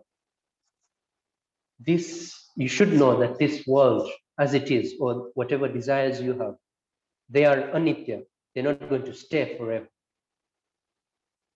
So knowing that, after knowing all this that is happening, get to know it, but bhajasvamam.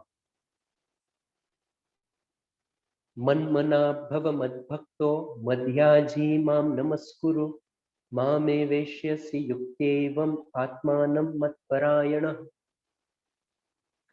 So what bhajasvamam in 33 means is said in 34. Like bhajasvamam means manmana bhava. Only have thoughts flowing towards me. Mad bhakto, have devotion towards me. Madhyaji, always be doing sacrifices for me, like for the ultimate meaning.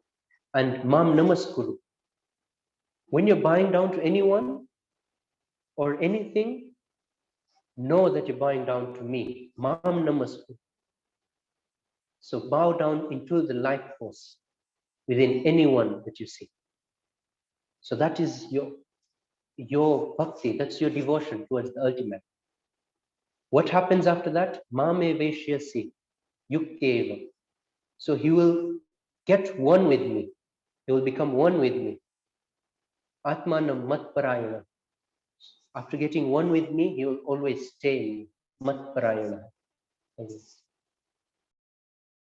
Wonderful. Thank you. Thank you very much, Yogeshwar. So I want to make just a couple of quick comments, and the folks would love to hear from what you have got from this part today. Any questions? Just go ahead and type an exclamation mark. Just a second, type to ask questions and make comments, okay?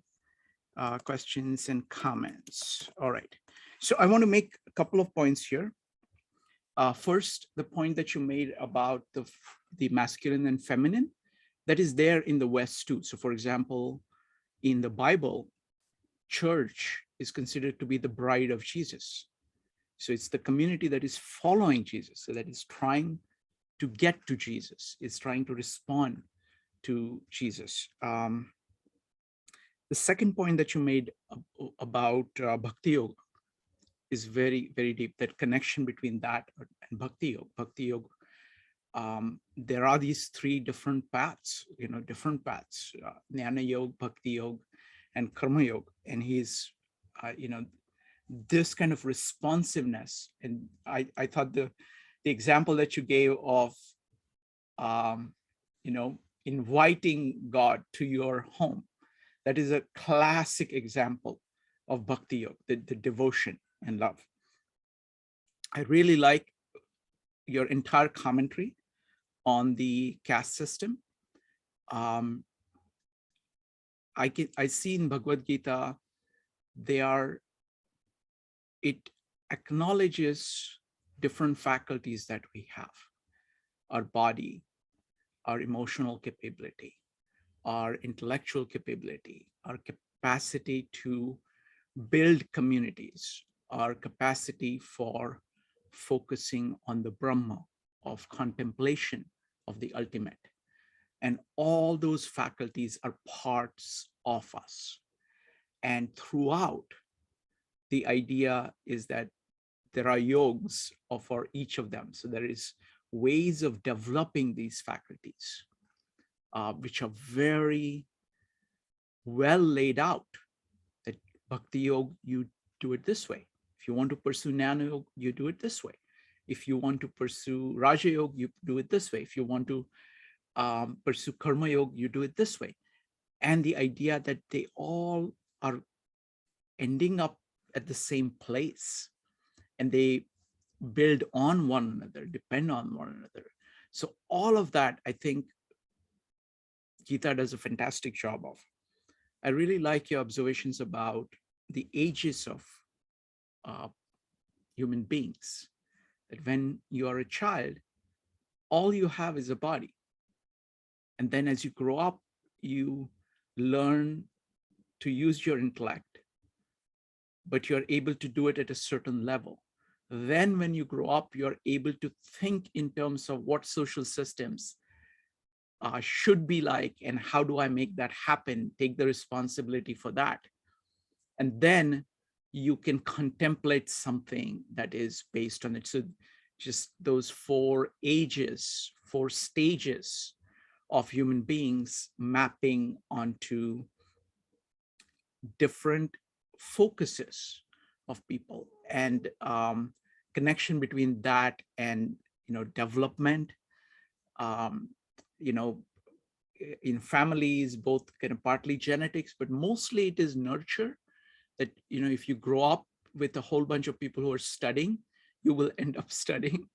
If you grow up with people who are really trying to build society, you will pick up those skills. You would have your own trajectory. You would go through being focused on the body, then focused on the intellect, and go there to the next level. So there would be these trajectories. So I thought all of those points are excellent. And the general point that no matter what you build, what anybody builds and how great it is, everything gets ritualized.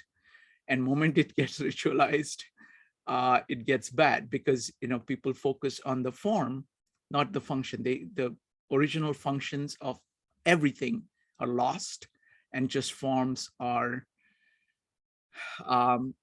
almost instituted and forced on other people.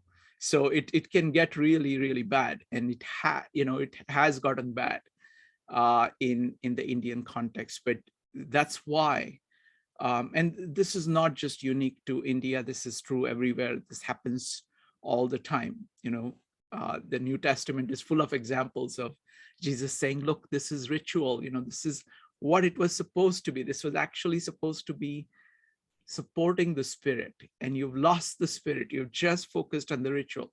It's the same kind of thing that happens. So I thought this was excellent.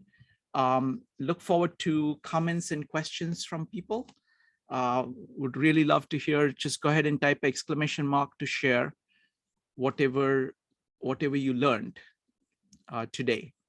We'll start with Evanik. Evanik. Yeah, thank you, Yogeshwar. Thank you, Shrikant, for tonight. Some of the things that I got from tonight is the first part where Yogeshwar was talking about meditating on the heart, and that's where you get the immense will and the power. I think that I really like, because meditating on your heart, I think, is like another way of saying meditate on your core, and you'll get the power to do what you want to do, or what you want to achieve. But I think your goal isn't to achieve a specific desire. It's just kind of living a life that's worthy of God, or worthy of your center, being who you are, I think. The part where you said about getting stuck in the willpower, that you must be aware of the willpower not to become stuck. Some people just get stuck on, I think, just like focusing on having willpower, and they forget, like, why are you doing it? Like, the why. I think that's what a lot of people forget. They get stuck in doing something, but they forget the why, or don't even know the why. Like you said before, like with desire, which is another part I liked, is that when you give your desire to God, and and you let it, like you let it burn, in a sense, that you realize that the desires did not come from you. They came from your family, from your peers, from the culture, like what society tells you that you should desire, rather than what you truly want. Or I think in a lot of cases, with a lot of people, they don't even know what they want. They just know that they're supposed to desire these things because that's what you're supposed to do, but no one really knows why. So I thought that was good. Um, I think that when you said desire is circular, is that you desire and then you get what you desire and then you want more. And it's just this constant cycle of wanting more and wanting more. And I think it's just because, I mean, not that there's anything bad or wrong about that, but when you get so focused on just achieving your desires, you never go deeper. So I like that. And then one more thing.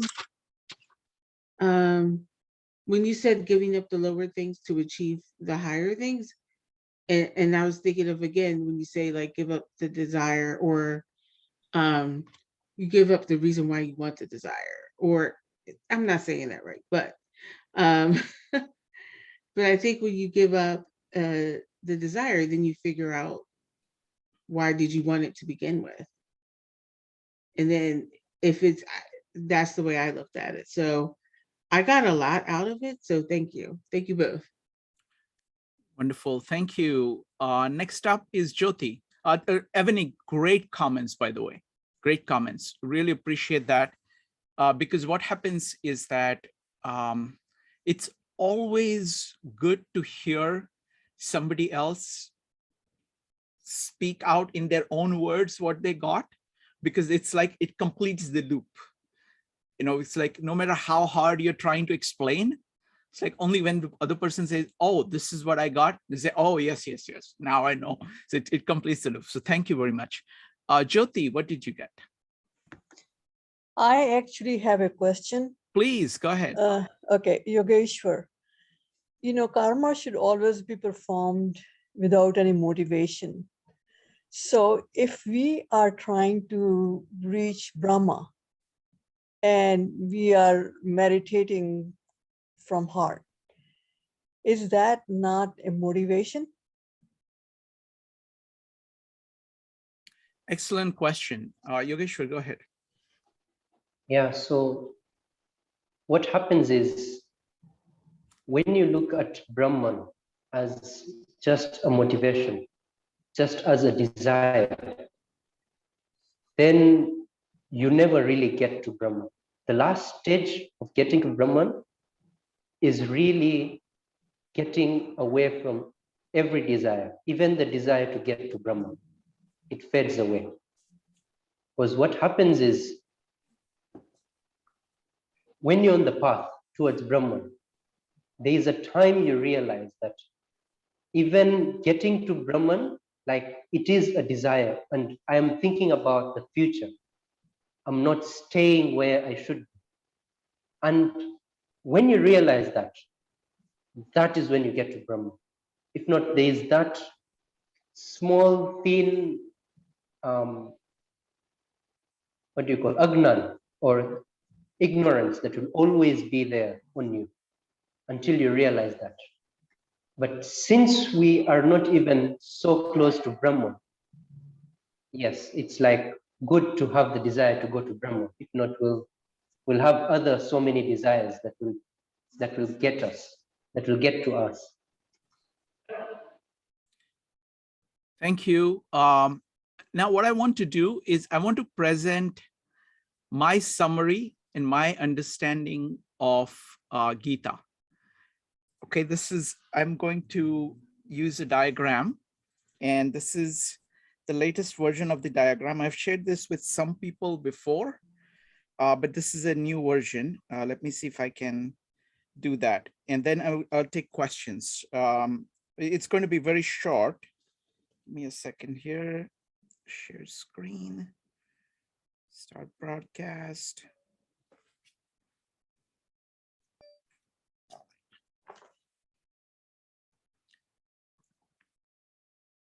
Here. All right, do you see it? Okay, all right. Okay, Evany, can you see the screen? Yes. Okay, all right. So this is my simplified full understanding of Gita, okay? And I would like, so I'm going to walk you through it, and I'm going to take as many questions as you have about it. And if Yogeshwar wants to jump in, he's more than welcome to do that. So firstly, just look at, give me a second, wrong color. Okay, first focus only on the green part. Only on the green part, okay? Forget about this for now. All right. So let me make it easier for you. Let me get rid of all of this. There is something here, but we're going to come to it soon. All right. Here. So we're just focusing on this top part here. So there is, what Gita is saying is that there is Brahma right here, okay? And there is Atma right here. Atma is the core of your being. And really, the primary thing that you're doing is this, is you're focusing your Atma on the Brahma. When Krishna says, think only about me, be devoted only to me. That's what, this is the movement. Okay. There is a word which is, I'm calling Vishwa. Vishwa is the word for, it's the 10,000 things. It is everything that is outside.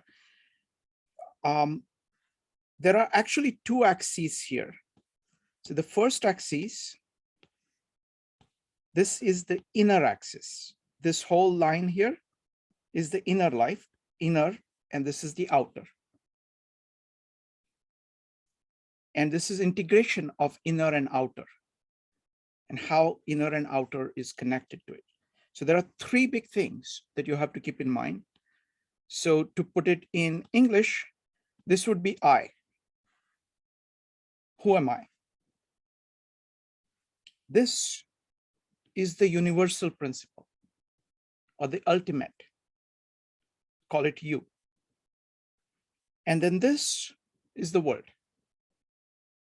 Everything else other than you. Everything that is around you. So these are three things that Gita talks about. The yogs, in general, this is a very simplified way of looking at it, okay? The Jnana Yoga is really understanding Brahma. So this knowledge, this is Jnana Yoga or knowledge, is knowledge of the Brahma. Brahma is the universal principle, which shapes, which actually explains, if you get Brahma, if you become full of Brahma, then you understand your Atma and Vishwa at the same time. So it is the ultimate. It actually captures all of it. So that's what knowledge is. Karma over here is about working on the community, working on the world, making the world better, doing the right things in the world. That's what karma is about. And this is your heart, the core of your being. And that's where I think bhakti comes in. So it's like bhakti is like your devotion for Brahma that you feel in your heart. This jnana is all about knowing it. This is your love for it. This is your devotion for it, so that you are focused on it all the time. Okay, so this is all about saying yes to the inner and the outer. Primary movement from the core of your being is towards Brahma. And then it continues. It goes from Brahma to Vishwa, because you see that Vishwa is composed, it's ruled by, it is animated by, it is expression of Brahma. And then you also see that the principle of Brahma is there in both others and you. So the namaste is the one that connects these two. So that's basically what is in you is in other people. So there is this commonality between them, kinship between them.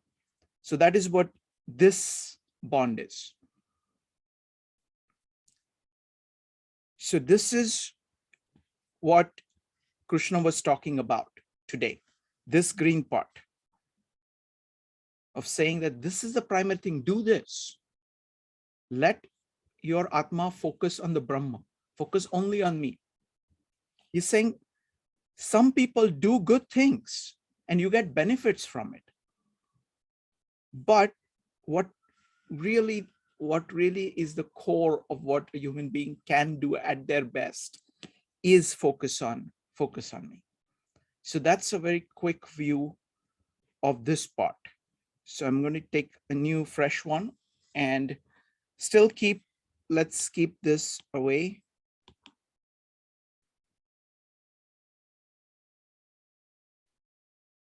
Okay.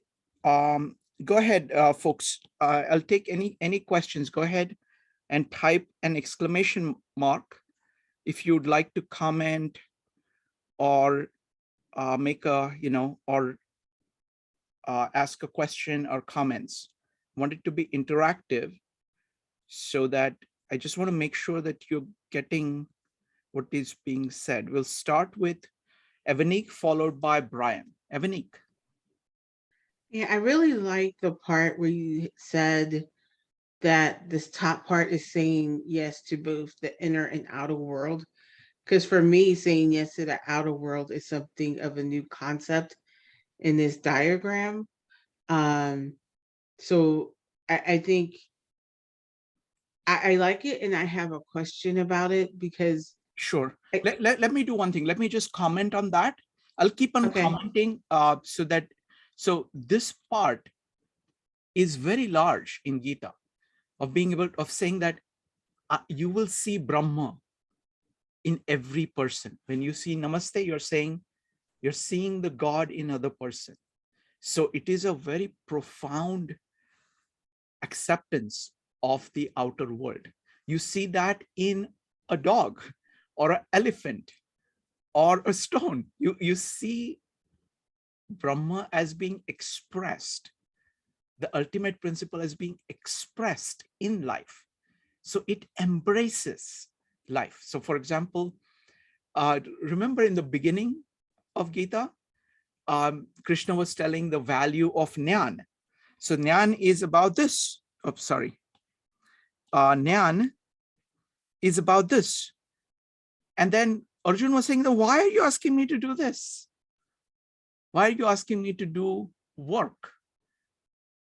And he was explaining that that is actually a way of getting to Brahma, because that's actually a surefire way. It's a much more simpler way of getting, because as you keep doing the right things, slowly the nature of things will unravel, unfold in front of you. So this is a very large point. So it's a very this worldly philosophy. It is saying yes to the ultimate principle, but it says that ultimate principle is shaping the world. So by you're embracing both together, when you're saying yes to both the deepest, so it is saying yes to three things. It is saying yes to the world, it is saying yes to God, to Brahma, and it is saying yes to the core of you, and seeing that all of it is just one thing. So it's like a trinity of all of it being the one thing. Go ahead, question. You know what? I'm going to let Brian or Penny go because I lost the question now. Oh, I'm so sorry. I'm so sorry. But please. No worries. No worries at all. Okay, next time I will try to be patient. I will listen to all of it. I'll keep notes, and then I will come back. I'll keep notes right here, so you will know what notes I'm keeping. Go ahead, Brian.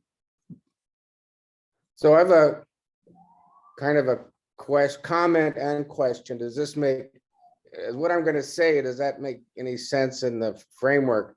And I want to focus just on what Jyoti asked about and the comments.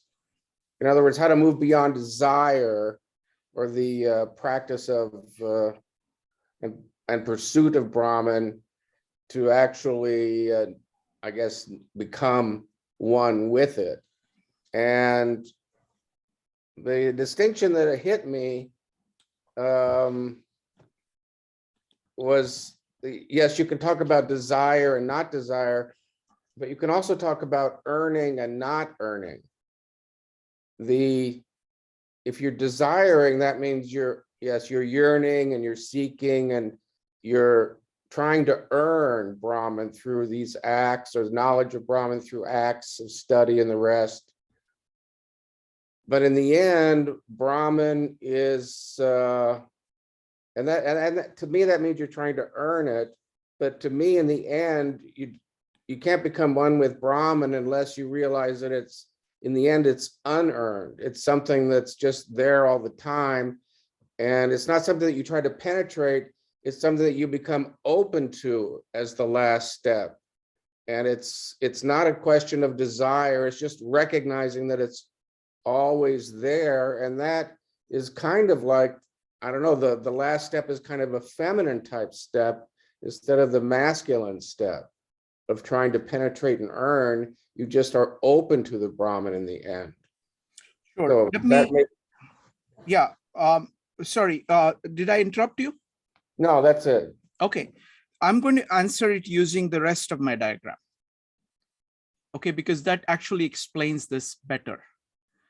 So far we have talked about the green part, the yes. Okay, but you can also say no.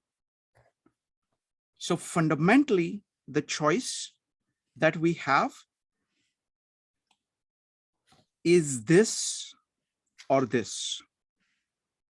You can either pursue the ultimate and you can say, I am going to seek the universal principle. I am going to seek Krishna. I'm going to seek God. I'm going to pursue truth. Or you can do this. So what is this? This is actually, this is Vishwa here, V, and this is opposite of Vishwa. Okay. Here, your focus, instead of say this one, you're going up, you're saying, what is it? What is it? What is it? And you're focused on the ultimate. Here, what you're doing is that you're getting attached to the products, the 10,000 things. You're getting attached to the periphery. So you're getting attached, you're drifting, you're reacting to, you're trying to exploit what is already there outside. And that is your primary movement from the core. This is you right here. You can either go up, okay, by saying yes to the internal. Here, by going this way, you're actually saying no. You're saying that instead of pursuing the deepest spiritual things, I'm going to get attached to material things. Okay, so the desire that they're talking about is basically attachment. Okay, so this is what they call the desire that they criticize, is this over here, of saying that you are seeking the periphery for the sake of holding on to the periphery. Okay, now I want to contrast that to an approach to outer. This is the outer axis. Okay, so what first thing I'm saying is that the choice is between pursuing truth and being attached to things that are already produced by somebody else, not even you, sometimes you, but that has already been done, which is outside, okay, which is in the periphery. If you now look back at this approach to the outside. This is the outside. Okay. But look at how outside is being approached in the positive way. You're trying to understand Brahma, understand the universal principles, and say, what should I do? What is the right thing to do in the world? And you're doing that. It is full of effort. It is actually creating, building a better community, a better world. You're creating new things based on the best grasp you have of the ultimate. It doesn't matter how good your grasp is. This is an arrow. So it could be, you may be only up to here, and you might do that. Or there could be people who are going like this. But you are using your best understanding of truth in order to shape the world.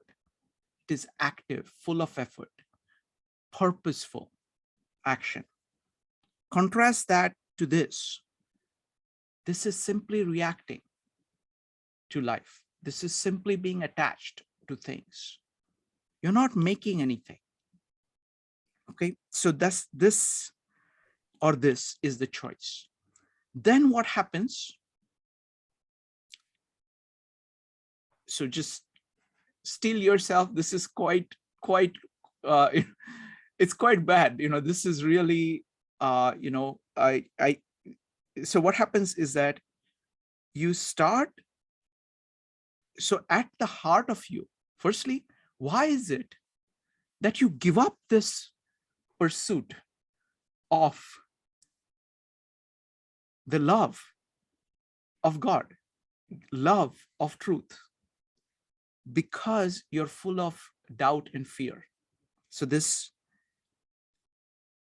A bar or negative A, negative Atma, basically you have a fear of your own core, you have fear of other people, and you're just holding on to things in response to that. Okay, so instead of love or bhakti, you have doubt and fear at the core of your being. As a result of that, you're attached to things that are already there, holding on for dear life outside. Okay, then what happens to the internal? So this is what I've said so far on the external axis, on the negative side, when you say no to the world. See, here you're saying yes to the world, and you're saying, world is good, people are good, I'm going to try to build something. Here you're saying, I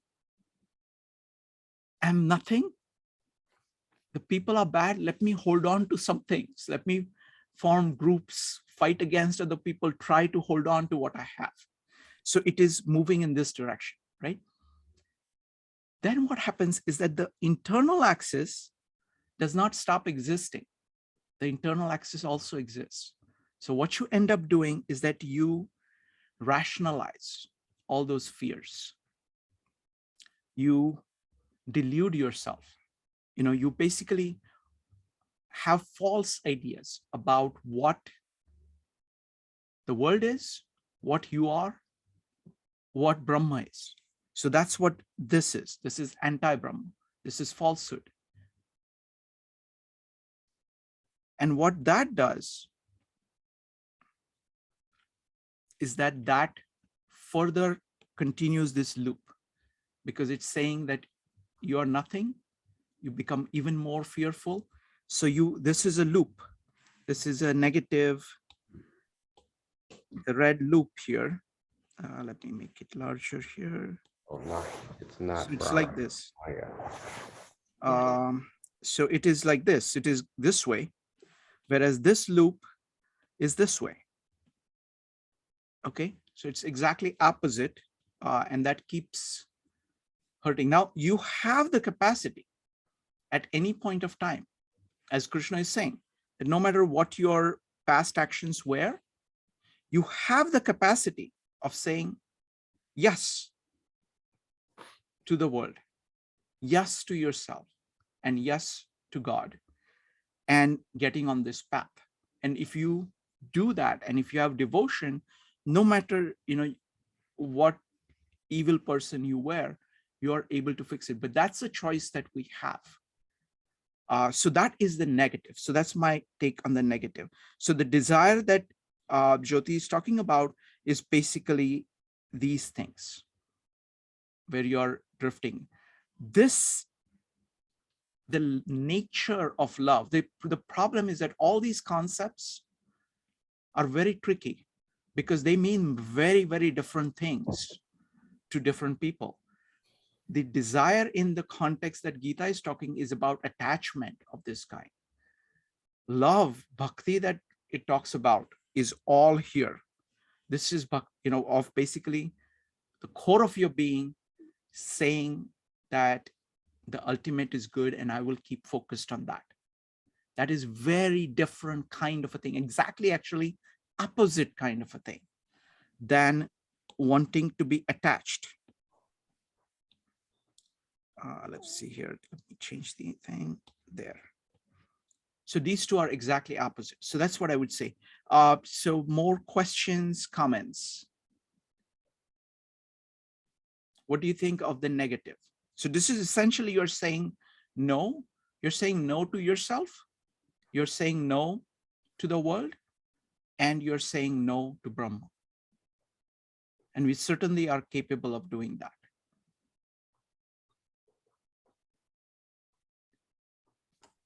Any thoughts? Evanik? Yeah, I think we're looking at it as a whole, and I think you're, we talked about this before, but like when people are drifting to that bottom triangle, the doubt and the fear, I think people don't even know that they're doing it. But not only do people attach themselves to things, they attach themselves to people. Yes. In an unhealthy way, and in a way that they're trying to control them, they're trying to control who they are because of fear. But I think that is the default of the world, in a sense, and society, is doubt and fear, because that's what our culture, well, I can only speak for Western culture, but that's what our culture teaches us, is doubt, fear, stay in the line. We're taught this from birth. So I think it's a very deliberate move when people move from that triangle all the way up to the love, the bhakti, the love part of it. It's a very deliberate move. And I think the reason why it's so hard, like this concept seems so hard, is because this is not the way people live for a very long time. And for people who break up into the green area and say yes to themselves and yes to the outside world, it takes a constant effort to break those patterns. So I think, in a sense, I see where it's a choice, but I also see where people have to like break free from the default to get to the yes. Yes, no, absolutely. Great observations. I completely agree. And the best thing I've ever read on this is Napoleon Hill's Outwitting the Devil, because he names it. He says, you have a choice. You either have a definite purpose of saying that I'm going to, just a second, that I'm going to do this and this and this, which is a very definite purpose, full of effort. You have to be determined to do that. Otherwise, you drift. And when you drift, it's going downhill. Jordan Peterson puts it the same way. Now, either you're going up or you're going down. Going up is full of effort, full of commitment, full of, willingness to give up. Now, what happens is that it gets easier and easier. It is hard because initially you have to get rid of all your baggage. You have to get rid of all the drifting habits and things like that. Wonderful. Great point. Jyoti. Well, my question is more or less on the same lines as Avnik.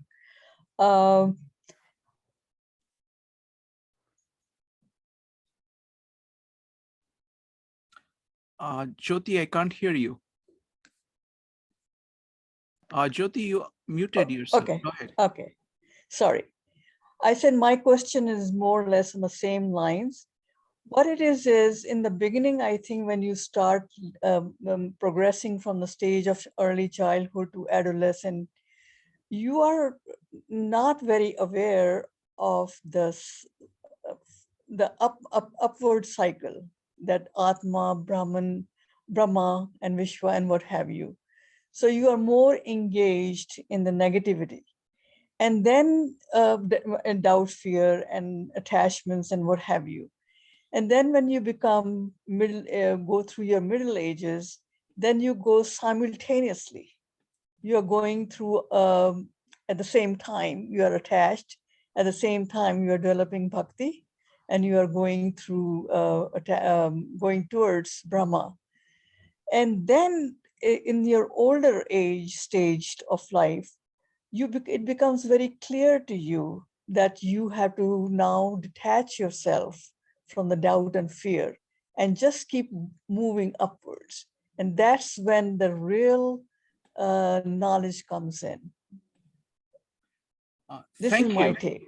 Okay. Thank you. Thank you, Thank Jyoti. Sure. So what I would say is that, when I look at children, I don't see negativity in children. I see somebody, with tremendous positive interest in the world, in trying, with tremendous curiosity. So I see that I think we start out like this in the positive. And the thing is that a positive is actually keeps the world going, because negative actually just cuts things down. So it's like negative is kind of consuming what was already being produced. So really, if I had to put it, it would have to be like this. If I want to do the proportions right, it would have to be something like this, because the negative can exist only in the context of the positive. Because otherwise it's just destroying itself. So the person is being destroyed inside. It is causing destruction in outside world, and it is causing all kinds of false ideas. All of that is just pure destruction, and it's going downhill. And it can exist only if there is enough good things around it. So that's one. So I would say that we start out, this is my understanding of it, that we start out as children full of curiosity, full of positive approach towards the internal and the external. What happens is that and I see that fairly strong in kids for sure. You look at a like 1-year-old, 2-year-old, 5-year-old, 10-year-old, you see that very, very clearly, that curiosity, wanting to learn, all of that. Then what happens is that, unfortunately, I think many people reach a stage. I've not thought about this, I've thought about it superficially. Let me tell you my superficial thoughts first. What happens is that people who are actually good maintain that curiosity. This is simply curiosity. This part, wrong color. This is curiosity, wanting to know, wanting to know, wanting to know. This is simply saying, wanting to do the right thing, wanting to do the right thing. And this is all about seeing the kinship between the core of you and that. So I see all the great people that I know are basically children who maintain that thing that they started out with and never lost it as they grew in ability, grew in their understanding of the world, grew in their ability to do things, and grew in both. So they grew in love, they grew in knowledge, and they grew in work. That is the healthy pattern. Now, what happens, unfortunately, for many people is that they get on this path, and at some point, I think the problem, the way I understood it before, I've not applied Gita to this. The way I have understood it before is that they had already fixed ideas of what is good. or what is acceptable. Say, okay, I want a house like this, I want to marry and have these children, I want to have a career like this. And the worst thing that happens to most people is that they achieve this, and they find that those things that they were seeking were actually something that the society, they were not their own values, but they were actually values that they had borrowed from people around them. So they were actually what they were kind of second-handed. So they were actually kind of these ideals like this. They were attached to those things. So they actually initially, they kept on growing in knowledge in this green loop in order to achieve this fixed thing somewhere here. And then once they think that they have achieved it, they have it made, then they stop doing this anymore. They reduce the amount that they do. You never lose it. You always have the capacity, but they start doing less of it, and they keep falling back into that. I mean, it is, the question is, when people get old, do they change? I don't think, I have not seen that much of it. I think they just continue along the same path. I think the old age is a tremendous thing, but it is tremendous thing if you have been doing the right thing, because then you're able to pursue Brahma better. But that you can do only if you have been doing this path, and it allows you to do it more. So that's the way I see it. I don't know. So that's my take. Yogeshwar, what do you think about the trajectories of people? So when a child is born, they are so much curious, and all these questions that are asked. What we do sometimes is we tell the children that these questions are not valid in the society. So that's how we break the curiosity. Like the parents or the relatives in society always breaking the curiosity towards Brahma or towards knowing, like what is as it is. Yeah. So slowly by slowly, what happens is he starts clinging onto himself, like on the negative path, and he's getting this concept from society, what is good, because now society has told him that this type of curiosity is not good. So what is good, he's going to get from the society, and now he's going to slowly cling to that, and he's going to make his goals aligned to the society. That's when he goes towards that path of no, and he loses all his curiosity towards reality or towards the truth. The only curiosity, we can't call it curiosity, the only desires he has is towards the world or what society has put onto him. But basically, initially, the child has so much curiosity, like towards knowing reality. Wonderful, thank you. Jyoti, you had, please go on. Yeah, that's exactly what I was going to say. I think children, Jyoti, you muted yourself again. yeah, I don't know how it happens. I think children do have a lot of curiosity, and they go through these developmental milestones in which they lie, they steal. This is just a process of growing up. And then they study the society. What is society expecting them? And then they do according to what they perceive, what the society is expecting them to do. And that's how they start growing up. They don't really have set value system per se, but after their study finishes, completes, then they form values, because they are growing up in a house where the values are emphasized. But this is how it begins. They are not necessarily in the very beginning very positive, but they are curious. Their curiosity leads to stealing and lying. It's Okay. not a bad thing in the beginning. Sure. Let me respond. So the way I see it, it's there are two things here. So stealing and lying and attachment is here. So the best way to put it is this. This is what happens. This is a world created by somebody else.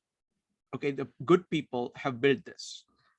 This is the principle, goods are here. So anybody who says like goods are here, that means everything that I really want to do is all around me, and all I have to do is to exploit it, steal it, use it, be attached to it, just drift using it, and just react to it. Basically, what they're doing is that they're giving up the karma. They're giving up that there is no need to have fundamental curiosity about the world. What they are doing is that they're just doing this. They're full of fear, full of self-doubt, and all they are doing is this. This is not true of, if it was true of all kids, we would not exist. I don't think society can exist with that. So so we have differences, but certainly there are people who get into that, and they get into that not just as a as part of during the lifetime, but that's what they do all their life. So I think the choice is just between the positive and the negative. And there are many people who remain here primarily, and that they are the ones who keep the world going. This one is highly destructive, and it just reduces the outer world. It destroys the outer world. It destroys ideas and thought, and it destroys people. So that's how I see it. Anybody else? I don't want to go too much into it, but I just want to make sure that I communicate how I think this diagram works. But any other thoughts? Anybody?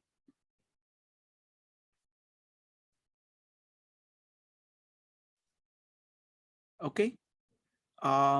Crystal, to stay in green while living surrounded by red. That's a very good. That's a very good observation, Crystal. What happens is that the concept that so the Crystal's comment was, let me put that as a question.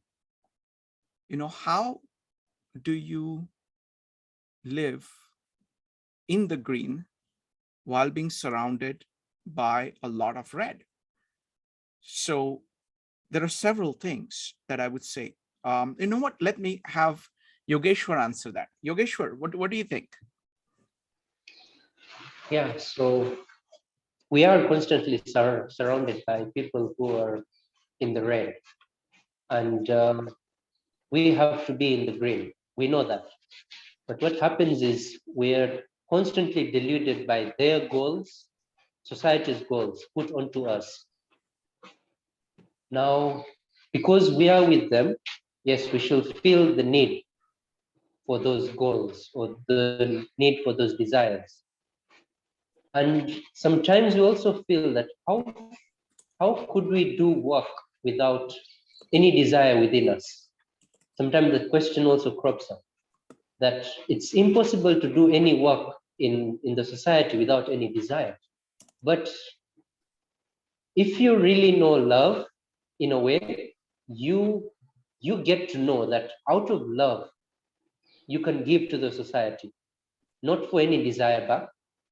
So what I would say of how to do it is, one thing is participate more with people who are on the green. Yeah, that would be one option. If it's possible, that is. Now, if it's not possible that way, like you can't dissociate yourself from the people who are around you, yeah, obviously the family that you are with, you have to stay with them. So, but if you can spend time more with friends who are on the green. Like you can't totally leave those who are on the red, but spend more time, as you've written, yeah, with those on the green. Have friends, make friends who are on the green, make more friends, and those friends will influence you towards the green. Another possible way is make your own self greater, like know the essence of love, bhakti, know the essence of jnana. Yeah, read so many books or scriptures and become like um, become strong yourself through reading scriptures, through reading books of those that have the love or knowledge inside them. If you do that constantly, then you grow stronger as a person. So even though you're staying with those who are red around you, you'll be able to be green constantly. So two ways: make yourself stronger and also spend time with those who are green. Wonderful. So I will add, I will try to use the diagram itself to do this. So first is, as Yogeshwar is saying, by the way, there is a, spending time with the green, there is a concept of Santa Sangat that is there in the Indian philosophy. Santa means people who are good, people who are in the green, people who are focused on the Brahma, people who are doing good things. So Sangat is camaraderie or spending time with, being with. So being Santa Sangat is a crucial part of kind of surrounding yourself with good people, is a very powerful way. The other thing I want to say, you can look at it from the bhakti, jnana, and karma tradition of how do you do it. So I think the easiest thing in some ways, and this is what Krishna keeps coming back to, is that you start with love. Love the ultimate, love the universal principle. Because if you have that in your heart and if you can build that up, I mean, I think that's very powerful. Then know about it, because what is happening is that this jnana is actually opposite of all of this. Okay, like as you develop jnana, like the way in which oh, I have to tell you this. See, I'm a big fan of Jnaneshwar's commentary. So what he's saying is that this one, the Brahma, is actually, let me do this. This is like a sun. Okay, this is like a sun full of light. Okay, and when you do this, this actually brings the sun into your soul, and you have that shining within you, and that actually dispels a lot of these things. Okay, so just being focused on that is a very powerful thing. Again, the answer that I have again is kind of based on Gita and the power of Gita. Gita offers so many different paths to actually achieving this, that all of Gita is about that he's saying that, look, it is very easy for people to be on the red. So how do you be green? All of that is what Gita is about, and all the answers. So for example, it has a tradition of dhyan, of concentration, developing the strength of concentration, of being able to focus on the right things, what you should be focused on, as opposed to drifting. That's exactly opposite. So this is, if you're learning, if you're concentrating, if you have a greater power of concentration, you drift less. You focus on what you should be focused on. The other way, I want to give a metaphor that Jnaneshwar uses. He says, most people are like parrots. When imagine a parrot sitting on a branch, okay, and then what happens is there is a big gust of wind comes and he holds on to the branch and he gets turned upside down. Okay, so here, I don't know if I can draw the parrot properly, but let's say that this is the parrot, okay, sitting like this with its wings, okay, and then the same parrot gets turned upside down. He's holding on for dear life like this, upside down, okay. So what he's saying is that this, and when that happens, it looks down and it sees ground and it is scared. What does it do? It hangs on for dear life. It holds on to this and doesn't know it can fly because it thinks if it lets go, it will fall to the ground. Okay, so it is just, whereas all it has to realize is that there is up, and if it realizes that it's up, it can use its wings. So in one sense, it's the wrong ideas of who you are, what the world, it's basically all of this. This is wrong idea of the Brahma, wrong idea of what the world is, and wrong idea of who you are. So Jnana is a very powerful way of encountering that. The other thing is the Karma Yoga. You keep doing good things, even in a bad context. That gets built into you. There is a cycle you create. You actually will create more green people if you are doing green things. As you'll develop better habits, you will develop the confidence in yourself. You will develop, so Karma Yoga, you'll develop the knowledge of how the world works. So you can use all these techniques, all the techniques that Gita talks about to deal with that. So a fantastic question. Thank you very much. All right. So folks, really appreciate all your comments, and we will see you tomorrow. Tomorrow we're starting with chapter 10. Yogeshwar, can you briefly tell us what the chapter 10 is about?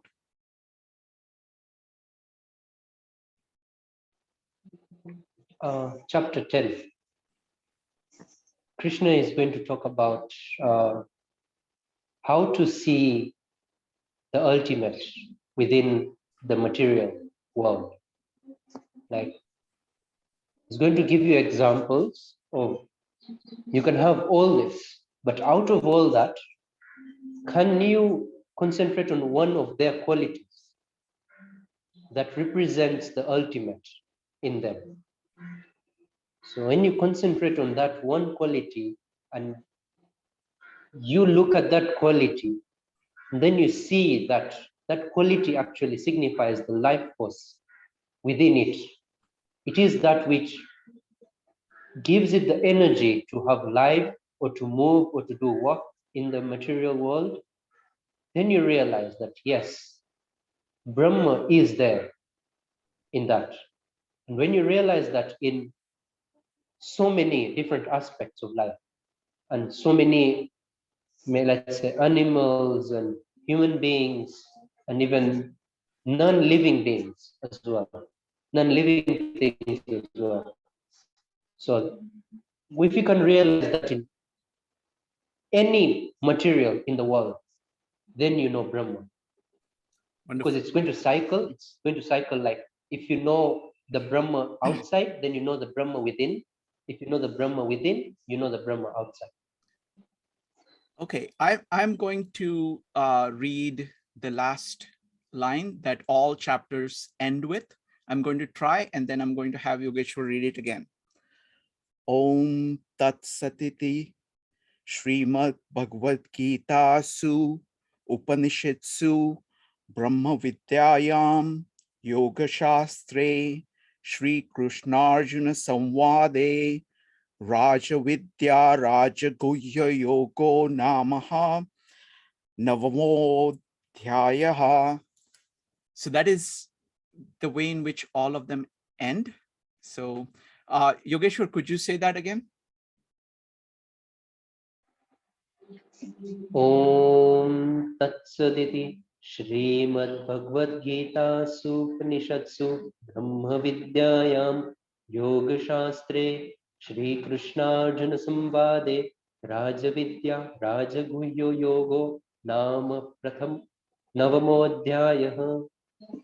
Thank you very much. See you folks tomorrow. Thank you very much, Yogeshwar. Always appreciate it. Bye.